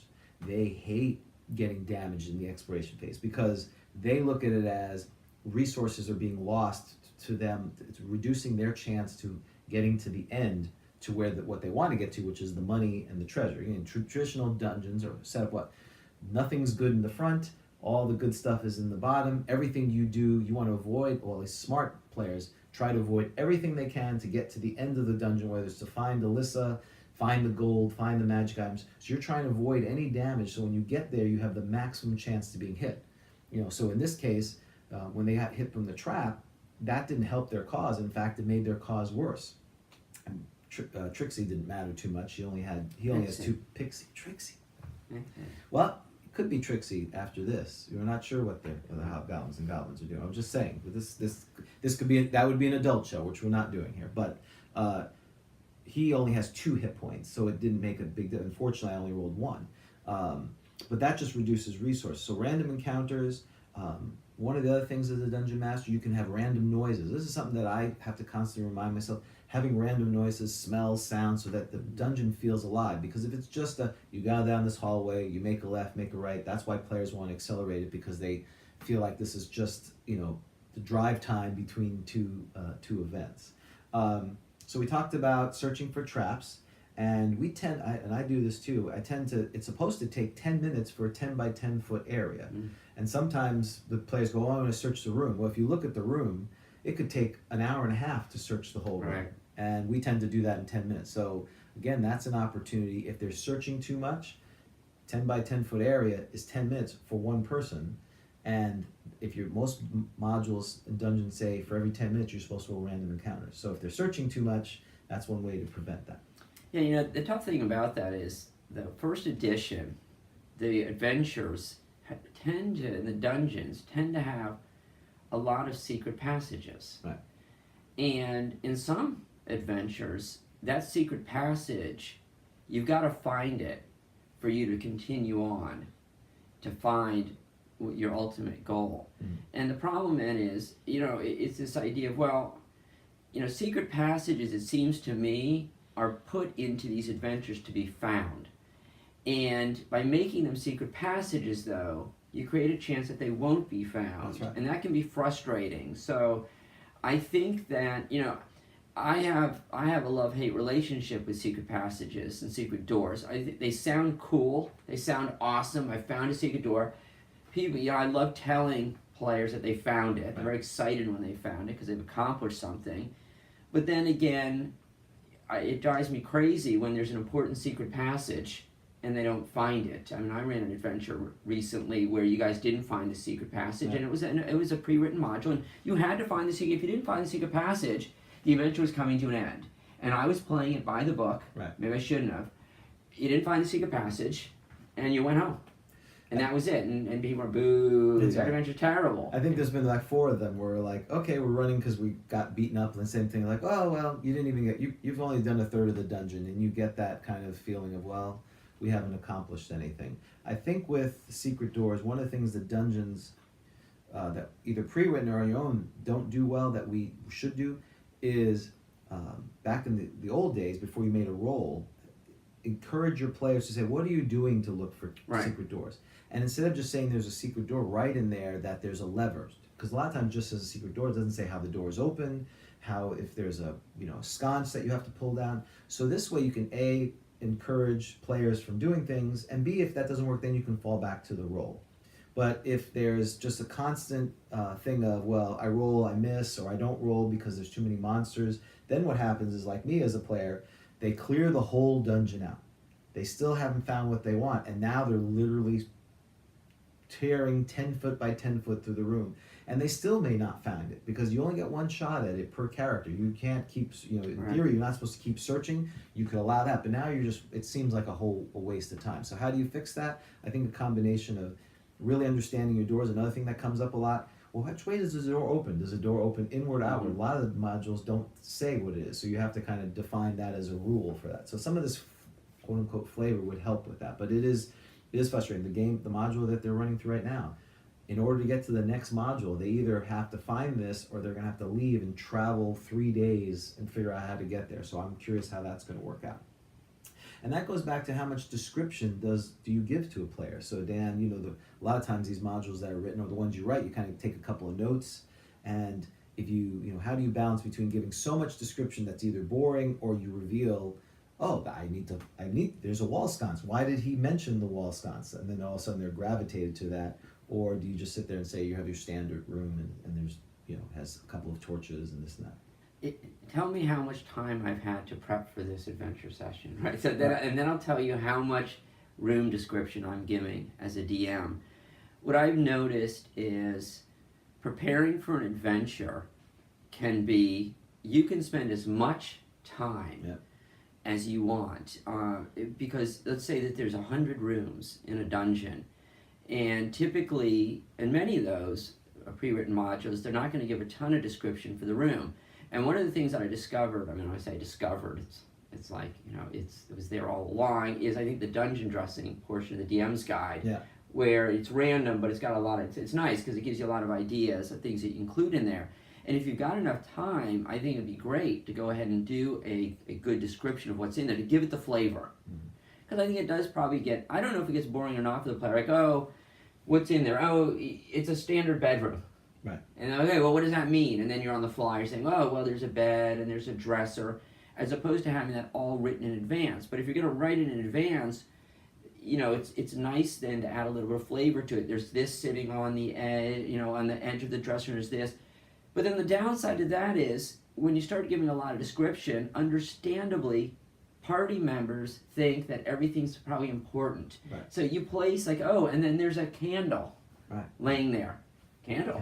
Why is there a candle there? Right. What's this candle do? I pick up the candle. I look at the candle. And time seeps away. So should we light the candle? Oh no, don't light the candle. We don't know what that does. Exactly, right? What color is the candle? I'm gonna take I'm gonna take the candle with me. And then 2 hours later, I take out that candle and I say, candle? Yeah, what candle? What do you mean, what candle? The candle. Can I determine what kind of animal fat was used to make the candle? This is another. So this is another issue. This leads to all sorts of issues. Like, do you allow your party members then to do intelligence rolls or wisdom rolls to learn these things? So it's a very long answer to your question. No, but it's a challenge because again we're trying to help DMs. We all struggle with this and what the balance is. So go ahead. Yeah, it seems to me that it depends upon your party too. I think one of the challenges of DMing that I found, and I'm pretty new to it, is that you got to, like you said, you talk about reading the room. You got to read your room. You have to get an idea of what do the players want. And the problem is they don't always want the same thing. You may have player A who loves the description, eats it all up, and is into role playing and all that stuff. Then you got player B who they're functional, they're utilitarian. What do I need to know about this room in terms of achieving my goal in this adventure? And so I think the answer to that is I sort of play it based upon how I think the players are receiving it.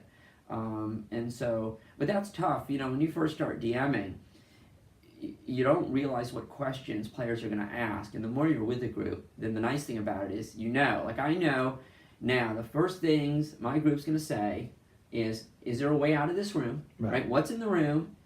Is there a way out of this room? That's what they want to know. Yeah. And so I sort of write those things down. I have an adventure called Lair of Medusa, and what's really interesting about it is I think for each room it lists, is there an odor to the room? It lists some of these, for every single room, it lists this, which I think is kind of nice because it reminds you as the DM to kind of bring out some of this atmosphere. Yeah, very good. So we talked about we kind of briefly go on open doors. Why is open doors such a big thing in first edition, and what are the options for a player? So I think open doors is probably a bigger thing than it should be, but again, we're playing first edition, and I'll never forget the time when your son, who was in our group at one point, in the group I'm running, said, really, why do I need to make an open doors check? This seems to be a well-used door. Things seem to be coming in and out of it. But open doors is a big deal because if I recall correctly, the rule is that your typical dungeon door is considered to be sort of stuck. It requires a little bit of effort to open it. Not for the monsters. Right. Monsters can come and go freely. We don't care what the strength is. Right. If you're an inhabitant. Yes, if you're a goblin who's 4'4" and 88 pounds, you walk through it without any issue. Well, you swipe. You got the card. Right. You just swipe and you go through. But if you're a paladin who has exceptional strength, who can deadlift, you have to make a roll. And so there's all sorts of, right, so your standard, now obviously the DM has discretion on what type of door it is. But the standard door is, as you said, is supposed to, they are stuck, basically, for normal people. The standard door, yes, and I actually had written up something on doors at some point. Right, so yeah, so I have written down here on page 96 that the DMG, Dungeon Master's Guide, identifies 3 conditions of a portal. Normal, stuck, or locked. Normal, I just made this up, presumably a door that can be opened without much effort. That seems what a normal door is. But then what the DMG says on page 97 is, as a rule of thumb, all doors in a dungeon, due to their weight and condition, are hard to open and hard to keep closed or open for player characters. So then I say, well, if a door is stuck or heavy, which is presumably the rule of thumb, the character must make an open door roll based on strength. So the bottom line is your typical door in a dungeon, in order to open it, is going to require a party member to make a successful open door roll, Right. which is based on their strength. Page 9. And if you have average strength, you have a 50-50 chance of doing that. And I'm sorry. If you have average strength, you have a 1 in 2 chance. 1-2 on a d6, 1 in 3 chance. If you're somewhat exceptional, you have a 1 in 3, and then you have to be very strong to have a majority chance to open it.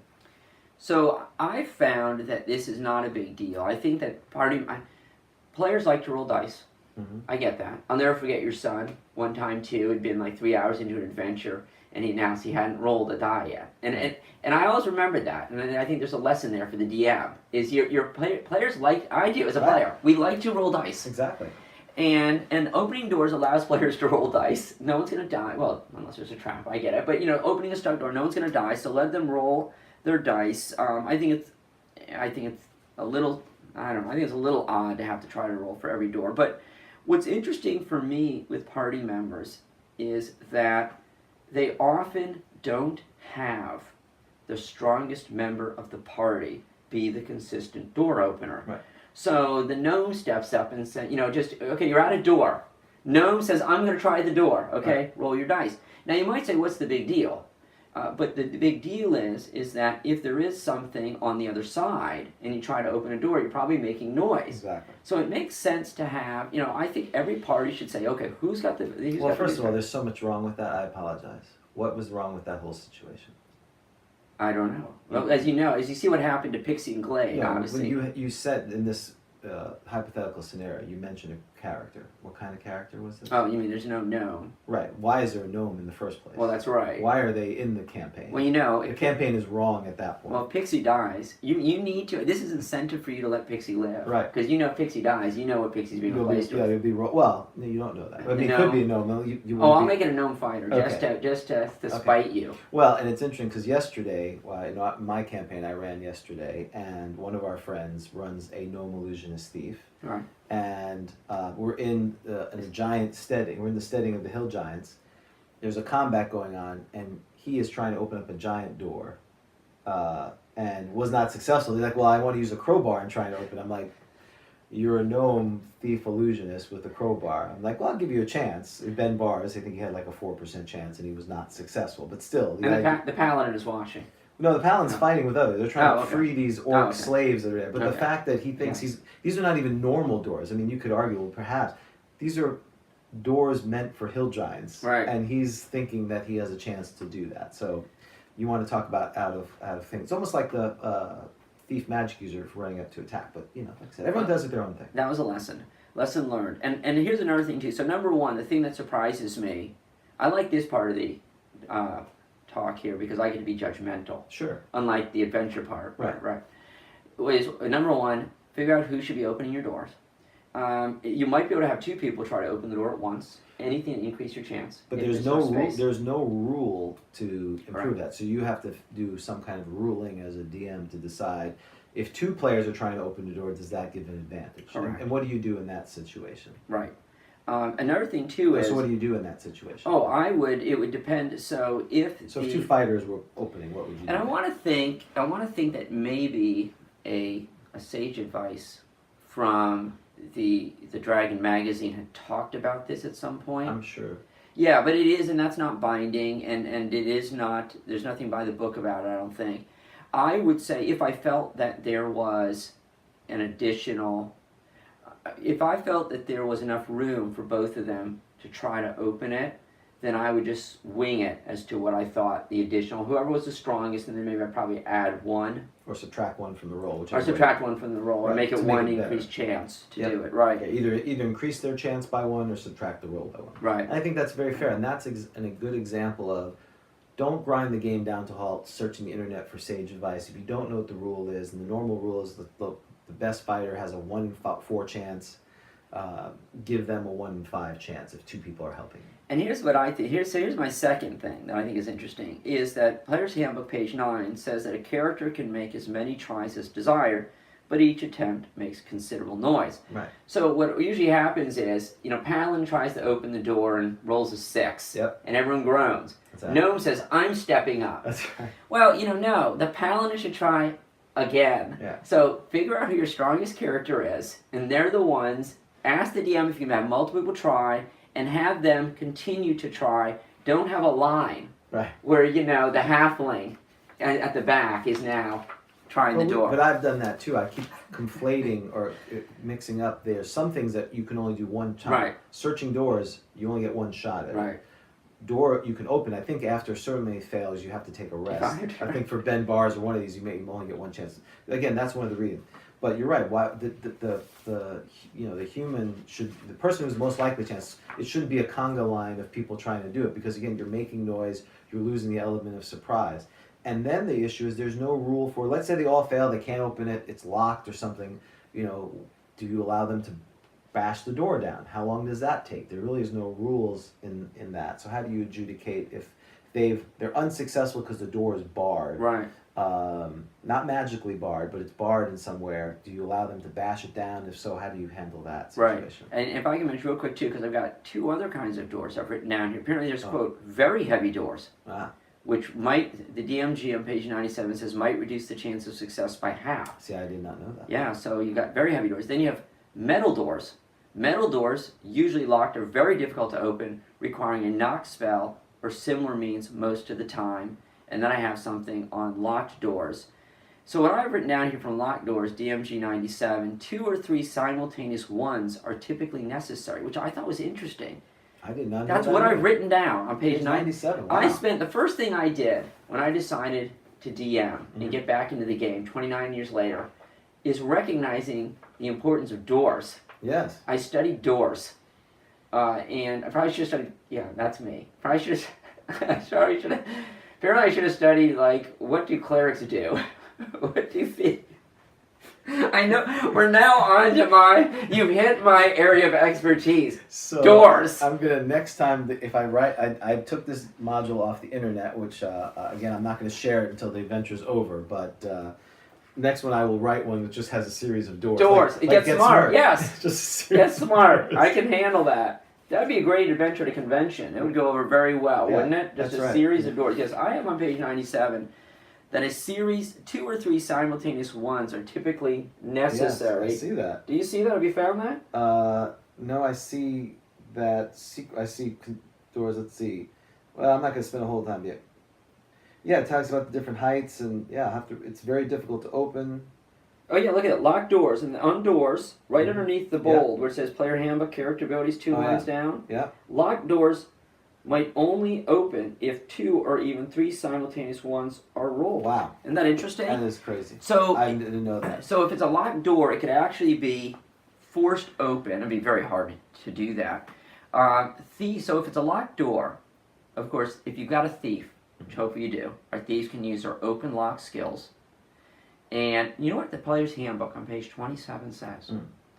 It can be used on puzzle locks and magical closures, which I think has raised an interesting debate, I believe. Right. Which is, can thieves, so wizard lock, magical closure, can a thief use an open lock roll an open door, open lock skill to open a magical closure. Until you told me this, I would have not said that. But if a player, I think this is where, if a player brought this up and was doing it in a way not to take advantage, but really try to show that they're invested in their character, I at least would have gave them a roll. Maybe not in certain wizard locks or something like that, but at least I'd give them a chance. And if you want to see what is surely a lengthy and spirited debate on this issue, look it up on Dragon's Book. I can only imagine. And you will find a lengthy and spirited debate. And note, it can take 1 to 10 rounds for a thief to open a locked door, but usually 1 to 4 rounds. So again, taking time, wandering, monsters. And by the way, when you look at that, this will make you feel better. So during the combat yesterday, there was a big fight. A couple of the players had decided they were going to go try to flank the enemy. So of course, the one guy is running. They had closed the door, and so I had to say, well, they wanted to charge and attack. I said, well, the door, you're going to have to open the door. That's going to have to be your action. The other guy's, yeah, well, once he opens the door, I'm going to run by. First guy who tries to roll, he rolls a 6. So you love it. Did you have him run into the door? Yeah, his head. That's right. I didn't have any damage, but the fact that their whole plan fell great. apart by using the rules. So now that I know you have this infatuation with doors and their openings and closings, I will make it a point to highlight all the door, because I took it a point because of the fact these were giant doors and typically stuck and large, that they are making rolls. So that was a part of it. So I'm sorry. When you're ready for this, you know what I have right underneath locked doors? Number of simultaneous attempts. Oh, there you go. Here it is. So most doors are 8 feet wide. Yes. This allows, and this comes from Sage Advice, Dragon Magazine number 64. At least it's not dispel illusion or confusion. That's good. Well, that would be binding. That'd be better. This allows for up to 3 characters to make an attempt. A door of 3 feet or less width permits just a single character. So you need to know how. Don't you love 1E? You need to know how wide your door is, the size of the door, and the number of. I put dripping places. That doesn't sound bizarre. And I put in parentheses handles. Determines whether multiple. Gripping, not dripping. Probably. That would. Thank you. Determines whether multiple characters can attempt to open the door. If multiple characters can get their hands on it and the door is nothing more than an ordinary stuck or heavy door, the chance of opening might be as simple as the characters adding their chances together. The chance might not be as great if the DM reasons that the character cannot each apply all of the strength at their disposal. So, Sage Advice is basically saying, decide. Right. It's discretion on the DM as how many. But even if you add it, you still have basically a 1 in 6 chance of not opening the door. I would think that, it depends how what are you adding? Is each person getting a roll, or are you adding them all together so you get up to 5 to 6? Yeah, that's what I would guess on that. But you're right, you're not going to 6. Right, because it's even someone who has the highest exceptional strength, it's 1 in 5. So the way you would roll it is, you get to add it up to 5 out of 6. Right. But so, the bottom line is that you should identify your strongest members. Right. They should always try the door. They should try it should try it at once as possible, and they should try it multiple times, not then allow the gnome to come in. So while you're writing your dungeons, make sure you put how many grippings it is, the size of the door, where they go in and out. If they're heavy door, locked door, metal door. Right.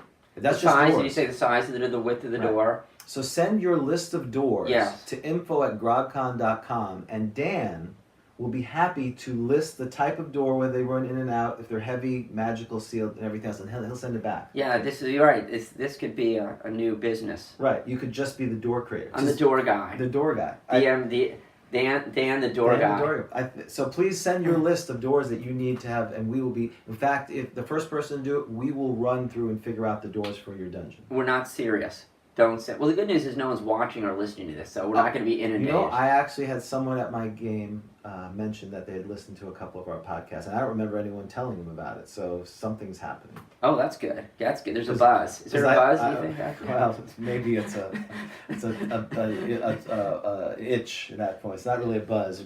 Maybe it's some scratch. Gotta get rid of this. Yeah, it's more like an annoying song. You got to get out of your head. Exactly. You ready for this? Uh-huh. You know what the next category is that I've written down on this? Breaking down a wooden door. Okay, good. This is James. I'm glad you asked. It usually takes a full turn to break down a wooden door with axes and the like. And this is coming from the DMG 97, page 97. Typically, this results in at least 3 checks to see if nearby or wandering monsters are attracted to the noise. Doors can also be blasted away by fireballs and other spells. This will not be likely to draw monsters to the vicinity immediately, but will I don't understand. When a napalm explosion blows up, They usually go on the because other- of blast, they just go, "Oh, I'm not going over there." Yeah, you usually go the other way, not Right. toward it, unless you're the But the farmer. hacking of axes, okay, great. But will attract the attention of all passing creatures and possibly cause future problems. So it says it usually takes a full turn to break down a wooden door with axes and the like. So the way, I mean, by the book, I guess what you could do, no, this is by the book, this is DMG 97. DMG is not saying you need to do continual saves. So a wooden door is an item. Right. You could do it with a saving throw, right? You could do a to-hit roll. But, do you have to... Why do I have to do a to-hit roll? The door is not moving. Right. Isn't the door like a dead person or whatever? You don't Right. need to roll to hit, right? Yes. Why do I need to roll? No, and I've seen people do that. That never made any sense. I think I've done it where they rolled a D10 or a D6 and number of rounds it took for them to break down the door.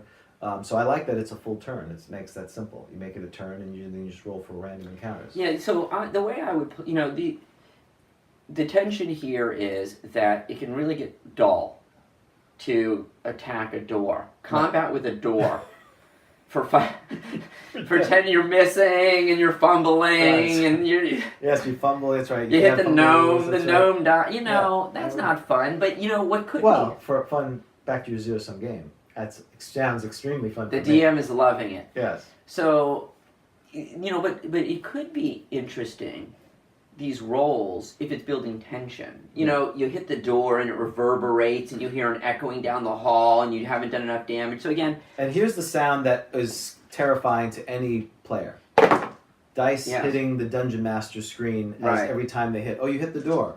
Right, Okay, you Right. don't hear anything Right. after the reverberation. right. Sometimes I just pick up dice and do that. That's a good DM trick. If the people are not doing something, even if they're not really rolling, just pick up your dice and throw them randomly. Because, Yeah, or just randomly ask one of the players what his dexterity right, is. that's right. Just for no reason. That's right, for no reason. What's Just your bring it- dexterity? Yeah. So and they're that's- like, what? It's 12. Did I make it? You don't hear anything. Nothing happens. That's a tip. Have I talked enough about doors? No, well, actually, there's one other thing I saw in your thing you probably pull out. The difference between a concealed door and a secret door. Yeah. Because have you ever run into a concealed door in your D&D experience? I don't think I have. Right. They don't seem to be that common. So what is the difference between a concealed door and a secret door? Because certain classes of creatures, certain races, elves and others in particular, have a higher chance of finding a concealed door versus a secret door. Right. So can you give quickly what the difference is? Yes, so concealed doors they're just doors that are hidden by some intervening object, like a tapestry, stack of boxes, a door covered with plaster, and so forth. So it's just a door that is covered up. Whereas a secret door is a door that is actually not just covered up with something, but it's difficult to discover the very opening. It's in the wall where you have to search and find, Right. the little opening. And there's some mechanism that's difficult to find. The book, you have to pull the bookshelf, book something, and that opens the door, kind of thing. Exactly. But concealed door reminds me sort of like it was created with somebody saying, "Quick, cover up that door." Yeah. Whereas a secret Put door the is bookshelf over it. Yeah. a secret door is like, let's bring in a gnome to construct a secret door because they're You're so just good. trying to find reasons Stuff for them like to they're live. very useful. Is there short people got gnomes got no reason? Well, there'll be no singing. No. Anyway, but I've never seen a concealed door. I'm sure if you send us info@grogcon.com. We're gonna be on Twitter soon, but we'll go over that in a second. I'd love to hear modules that have concealed doors. I'm sure I can look up an Adventure Lookup, which is a great tool that a YouTube star, I guess, Matt Colville is a very Dungeon Dragon proponent. He helped work with the community to build.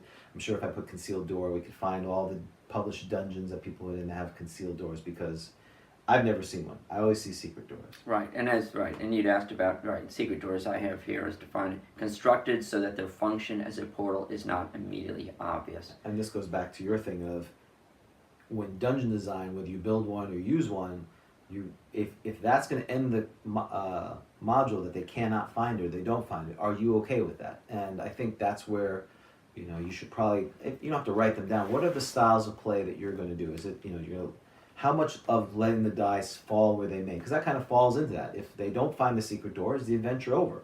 And are you okay with that? That's one of the things you kind of have to talk about. And can we talk about elfing the room? Yes, elfing the room. That is, I don't know if that's an official term, but that's what we call it. And why do we call it elfing the room? Because elves have a better chance of finding concealed and secret doors. So typically, if you're going to have a party member search, you're going to have the elves or the half-elves search. And that's why it's very useful. I think in AD and in first edition, you really need an elf or a half-elf. Right. They both have this ability. Yes. And it's on page 16 and 17. And also discussed apparently in page 97 of the DMG. Talks about elves and half-elves as well. They have a 1 in 6 chance merely passing within a concealed door. Now we've had this argument back and forth. Let's do this real quick. Secret or concealed doors are difficult to hide from elves. Merely passing within 10 feet of the ladder, which means concealed doors, they have a 1 in 6 chance. If actively searching for such doors, elven characters have a 3 in 6. Likely to find a secret door and 50% to discover the door. So they have a higher chance than they can actively, if they're walking by, they will find concealed doors at a higher rate. But I guess does that imply, that means, they have a 1 in 6 chance to see a concealed door where other people have no chance to do it. And then if they're actively searching, they have one die roll better than everyone else to find one, basically. Is that it? And what does it say in the DMG? Well, so in the DMG, it says a secret door is discovered 1 in 6 by any non-elf, 2 in 6 by any elven or half-elven characters, right? So that's right. So that's got to be actively seeking. And it takes 2 10 and 6 minutes for a 10 foot by 10 foot area. And what I have here too, I can't find it right now, but I have written down here on DMG in page 97, it also says that, it talks about the merely passing, it gives an elf or a half-elf a 1 in 6 chance to notice it. But I have here, but must be actually concentrating. Right. So that's somewhere there. So I don't know. So in other words, you've got to be, it looks like likewise, an elf doesn't detect secret doors 16 2/3% of the time by merely passing them unless he or she is actually concentrating on the act. So that's DMG. So it sounds like to me that the elf, I as a dungeon master, shouldn't be rolling automatically for finding a secret door. The elf has to say, I'm going to walk on the side and so elfing the room, so there's elfing the room where you're actively seeking, and it sounds to me like there's elfing the room where you're concentrating just by right? So one is you're handsy. Right. And the other one is I'm just walking by and trying to sense it. Is that how you would read that? I think we've conflated elfing the room. There's elfing the room where basically they could use their movement to go around the room. And that's the 1 in 6 to find secret concealed doors. Right. If they concentrate, like searching the room, then it's 10 foot by 10 foot sections of the room, and that's where they get the 2 in 6 chance. So that's would be the difference based on what you said. And the concealed doors, he said, that's higher, right? It's a 3 in 6 for if they're actively looking for it, just like a normal person seeking it. But the concentrating is, like you said, if they're just walking, they're not going to find it. They have to say, hey, while we're walking, I'm elfing the room, which means I'm looking for I'm concentrating by looking for the door. Right, and the concealed, right. The problem is in the player's handbook it says by merely passing. They make it very simple in this. It says by merely passing by a concealed door they have a 1 in 6 chance. But in the DM guide they kind of walk that back a little bit. Yeah, that's so. Wow, do I have some research? So is there something confusing there? Yeah, I think there is. I think you need to spend this next couple of weeks working on the different doors. Something new, right? Doors. This is about doors. This is within your what is that? A magus or magus? As a sage, this is one of your major areas of study. So door trapping. So, but it sounds like the concealed. So the secret. So things get confusing, and I know this is fascinating, but if you've listened this far into the podcast, you probably find this interesting. If they wouldn't find this interesting, they would have checked out. They would have long ago. Is that fair to say? I think it's fair to say. Good. So I'll keep going. Yeah. So there's two things going on. Is it a concealed door or a secret door? Yes. And are you simply concentrating, Right. or are you actively seeking? Or you're doing nothing. You're just. Or you're doing nothing. Right. And is there nothing? So we have a graph here, and I will expect a table with each of these. that's what I'm seeing in my head. I think you need to put that. I like that. What idea. what the character is doing and describing that, what the type of door, and then their chance. Could you put that on the green screen? Maybe we could project that on the Well, green if you make the grid, I'll put it on the green screen. For next Okay. time. Because what's happening here is that it says... What green screen? There's no green screen here. What are you talking about? Yeah, I don't know. I see a rhino chasing us. Oh, is that really? right? Now I have to go find a rhino chasing. I'll be editing these out. I'm going to do that just periodically to make your job hard. It says secret or concealed, page 16. Handbook. Secret or concealed doors are difficult to hide from elves. Merely passing gives 1 in 6. So there's no difference between, when you're concentrating, there's no difference in your percentage on secret or concealed. Right. It's 1 in 6. The difference between secret and concealed is when you're actively seeking it. Is that right? No. Oh, no. No, if that's from the player's handbook, you'll have to. Wait, if actively searching for such doors, elven characters. They have 2 and 6. But the 3 and 6 were concealed. Right. So it's 1 in 6 for both concealed and secret when just concentrating. I guess we didn't do it that. See, this Merely passing within 10 feet. it's the ladder. Remember, you pulled this out. I used to think it was. You're passing, right. and then you're you right. said no, it's ladder. Only the ladder. Meaning you only get the concealed. That's right. I think what happened was the Dungeon Masters guys, they walk back just walking by, you get the concealed. That's what that looks like to me. Oh, yes. A secret door. Yeah, okay. A roll of 1 and 2. Yeah, I know exactly what you're... I think they walk back the elf. An elf doesn't detect secret doors 1 in 6 of the time by merely passing them unless he or she's actually concentrating on the...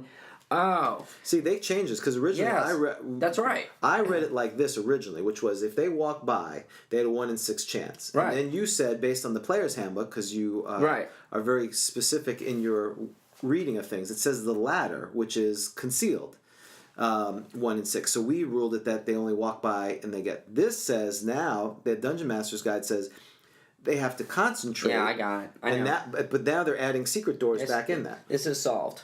Okay. I'm ready to reconcile. Okay. I wonderful. think. So. Okay. This is official now for our game. This is it. This is our dispel confusion. I think it's instill confusion, mass confusion. To right, well, create. if we had subscribers, we would be mass confusion. That's so right. It'd be minor confusion. It's minor. So the way I would reconcile this is that an elf has a 1 in 6 chance of discovering a concealed door by merely walking by it. Right. You don't need to be concentrating. That's right. You're like, whoa, what's behind that tapestry? That's right. I sense something behind that tapestry. Secret doors are tougher. Right. Merely walking by, you've got to concentrate on walking by a secret door to get the 1 in 6. Right. Then elfing it, I'm sorry, we don't know what elfing it means, but to actively search, Like then you get your higher chance just like 2 and 6 and a 3 and 6, which would actually, if you think about it, that actually then sets up a scheme where concealed doors are always easier to discover. They're easier to discover, although it's 1 in 6, they're still easier to discover in a sense because you don't have to be concentrating, whereas you do with the searching. So what does concentrating mean? The player telling me I'm concentrating. So I would say as an elf, I'm concentrating my entire time. Yeah, but then when the goblin comes out at you, you'd be surprised at like a 1 out of 5. So that's what we would have to figure out. That there'd be more likely chance to be surprised. That maybe they lose their surprise bonus because elves do get a surprise bonus. So maybe they lose their surprise bonus if they're concentrating. That's the way I would like that. reconcile that. Okay, and a rhino chasing. That's the and a rhino picture I chasing. have to find. And let me mention one other thing too that also surprises me is that only elves search for secret doors a lot of times in parties. But everyone has a chance. It's 1 in 6 Exactly. chance. Right. And it could be higher, right? The DMG says it could be 1 in 8, 1 in 10, depending on how hard. If one person's searching opposite of the doors, where everyone takes a chance on the conga line, if one person's searching, unless you're not, guarding to make sure you don't get attacked, everyone else should be searching. Agreed. Because I've had parties miss secret. The elf doesn't see it. I roll a 6. The elf doesn't find the secret door, and everyone else is just standing around. Exactly, and they missed the secret door. So everyone should be looking for it. Everyone should be looking for it. That's right. Well, I think we have beaten this secret door to death at this point. But we've gone around, looking around, hearing noise, opening doors. We didn't go over quickly. There's another skill check that's in this for strength because you may not run into doors. You may run into gates. Yes. And you have that situation. So how does that work? So there is a bend bars, right? Lift gates. That's right. So you may end up with a gate or a portcullis, right? Portcullis is the official term. I think so. Right. And so this one you have an opportunity to lift. So how does that work? Well, so it's based on a percentage. It's based on your strength, and you would roll, right, to see if you make. You can either bend the bars right? or you can lift the gates. So if you're in a prison and the idea of you're moving that across, what page is that on? This is on page 9 because it's under strength, and this is one of those things where it's once or you're never going to do it, right? You get one chance, right? So unlike an open door roll, right, where you can try it multiple times, you just make more noise. Yeah. You can try this just once on a bend bar. Never succeed the task again. That's right. So that's what it says. Yep, the next attempt, right? There you go. So you can try both up here. I noticed at the bottom there it says that if you can try, so hopefully you can do either. It's something where you can bend the bars or lift the gates, because then you get 2 rolls. That would be a situation where you do get, right? The example is first attempt to lift the gate, fails, then the next attempt is to bend the bars in order to squeeze between them.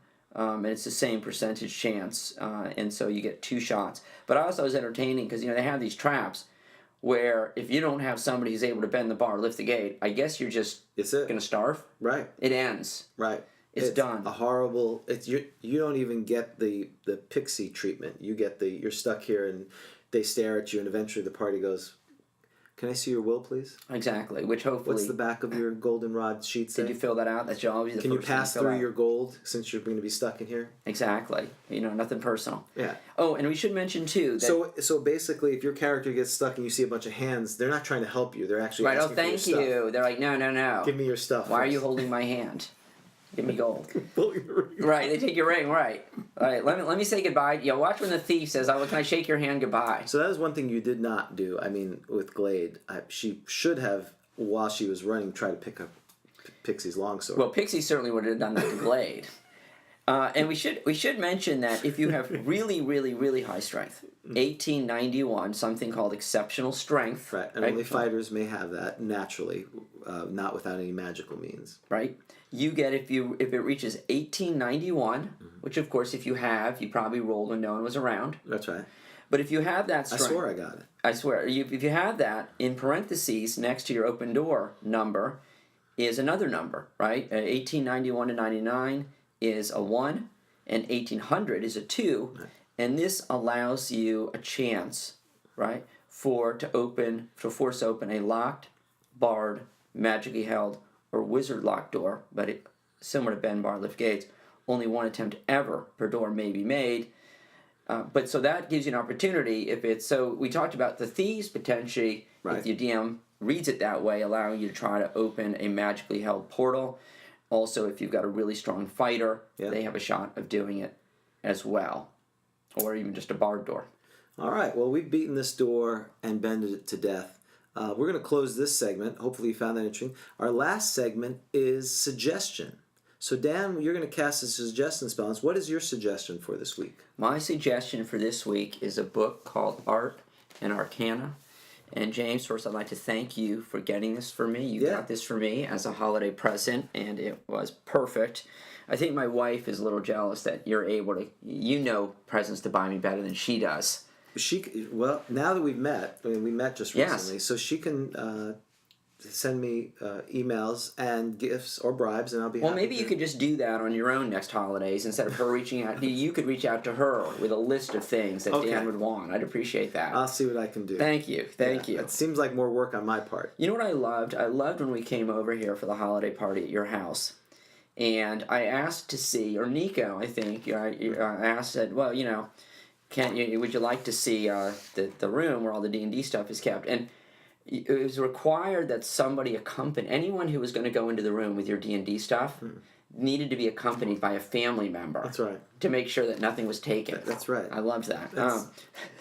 Well, possession is 9/10 of the law. I didn't want to have this awkward moment when you guys were leaving. I'm patting you down. Yeah. And all of a sudden a figure comes out or something. Right, or something's missing, then you'd have to accuse us. Right. That doesn't go over well. Then it'd be a mystery. Who took my Area of the Slave Lords, my original module that I bought in 1982. It doesn't go well. Oh, really?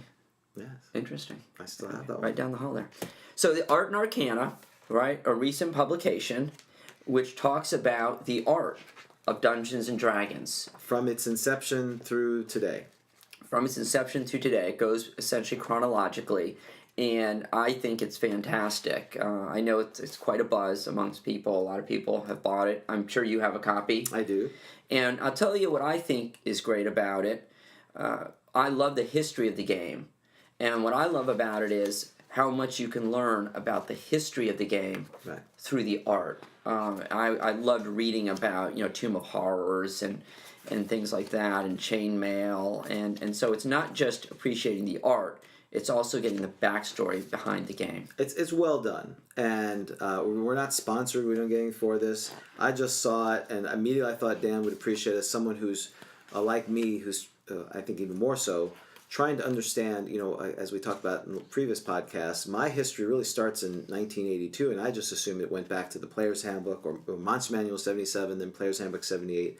But there's, years before that, OD&D and the precursor to that, and so many of these, I'll call them tropes in some ways, but also the history, how we got here, is not only illustrated, but also the history behind it. So so that's what makes this book so great. It has the pictures, how things have evolved from their initial thoughts to where they come from.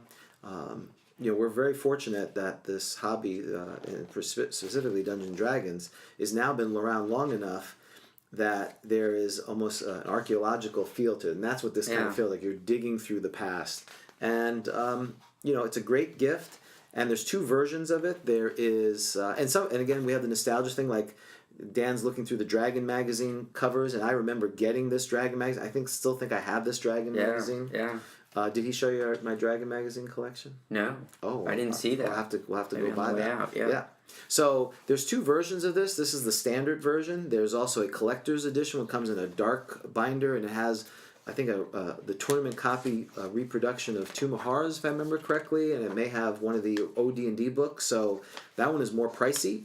It's almost, I think, triple the cost. But again, you can go to Wizards or Amazon, wherever or your local bookstore, game store, support them. It's definitely well worth it. It's, first what I did was I kind of passed through it, and now I'm starting to read some of that from nostalgia thing. So that is our suggestion for today. It's any other comments related to this that you found interesting? Yes.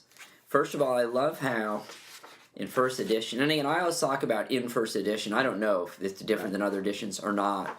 But what I love about first edition is that so many of the pictures, the famous pictures, are pictures of characters being killed. Right?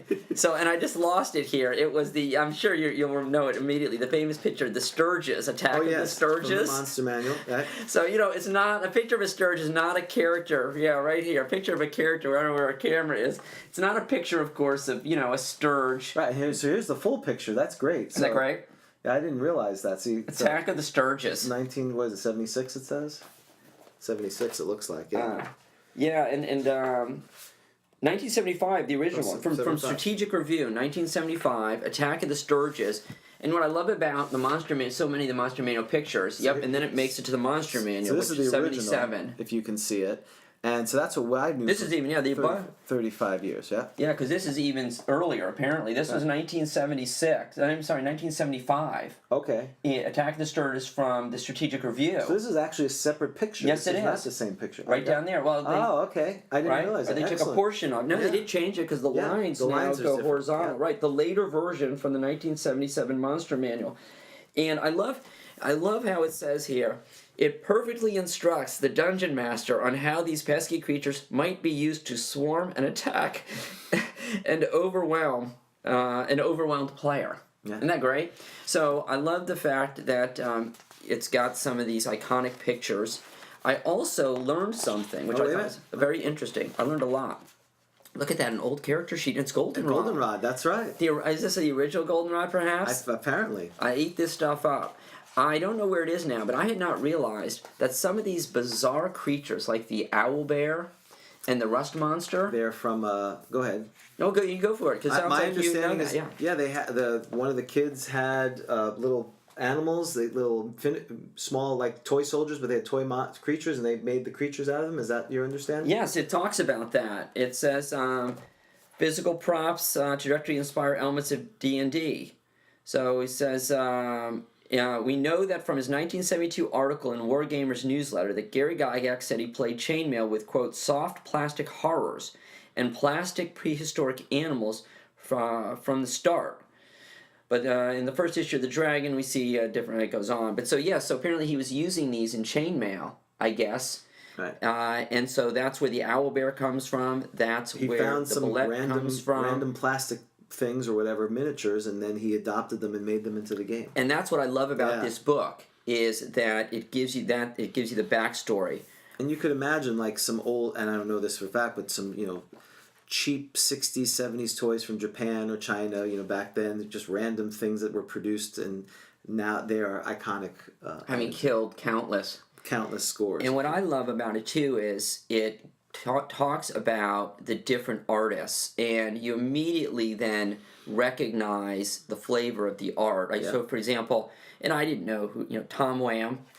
You immediately, I don't know who Tom Wham is, I knew now, but you immediately recognize the style, right? And I love that. I mean, it's cartoonish, right? And I love all different sorts. I love those serious stuff, but I love the cartoonish ones. And what I love about it is because they look so happy, right? And just moments away, a scythe is going to come down, right, and just kill one of them. They were at the end of their quest, and instead they're brutally murdered or attacked. And I would just like to say, and I know I'm probably late to the game in recognizing the brilliance of some of these artists, but is it Errol Otis? Yeah, he has a website. People have made a website dedicated to him. I've been out there. It's definitely worth seeing. You can see all his artwork there. Amazing. Yeah. I just love it. I mean, that's the artwork. When I think of first edition AD&D, for me anyway, I think of his artwork. It's absolutely amazing. And also a shout out to Janelle Jaques, who is multi-talented and a great artist as well. That interview I heard, I did not realize. I only knew her from the dungeon creation based on some of the things I'd seen, but she's also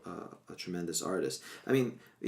Part of this is obviously text and using voice, but when I saw the first time the Player's Handbook, this is first edition. When you look at the artwork, I'm showing it, the cover of that. It's gritty. They've just slain some lizard creatures. They're binding some wounds. They're kind of looking at each other, and they're searching the traps. They're digging out treasure. There's a huge party of people walking around. That, to me, is the first edition thing. They're not very heroic. They don't look like they're riding Pegasuses and all these other things. So that's the style. It doesn't have to be the style, but that's what it was very clear what you were getting when you got into the game. And I believe, and I can't remember who it is, I believe someone in the back cover is supposed to be somebody. I know it's supposed to be Gygax or something, but somebody in the back cover, yeah. And I can't remember who it is, but there's something going on with the back cover of the Player's Handbook. Well, thank you for that suggestion. I think we've, hopefully they'll failed their save, and now they're going to go off and get that. Again, get it from your local thing. So, again, please, we're also on YouTube now. We are recording these things of shenanigans and putting them up on YouTube, so there'll hopefully be a rhino chasing us down as one of these things. We're on iTunes, we're on Google Play. As hopefully this month, like I said, we're going to talk to our folks at Crucible so we can start the process doing GROGCon. We've got new players in our group. We have a third group starting. So again, I'm going to encourage, my suggestion is start a group. Get on Meetup or something, social media, and if you're willing to DM, people willing to play, and start building a group up. There's no reason not to play. So I'm James. I'm Dan. Thanks for listening to Grog Talk, and we'll see you next time.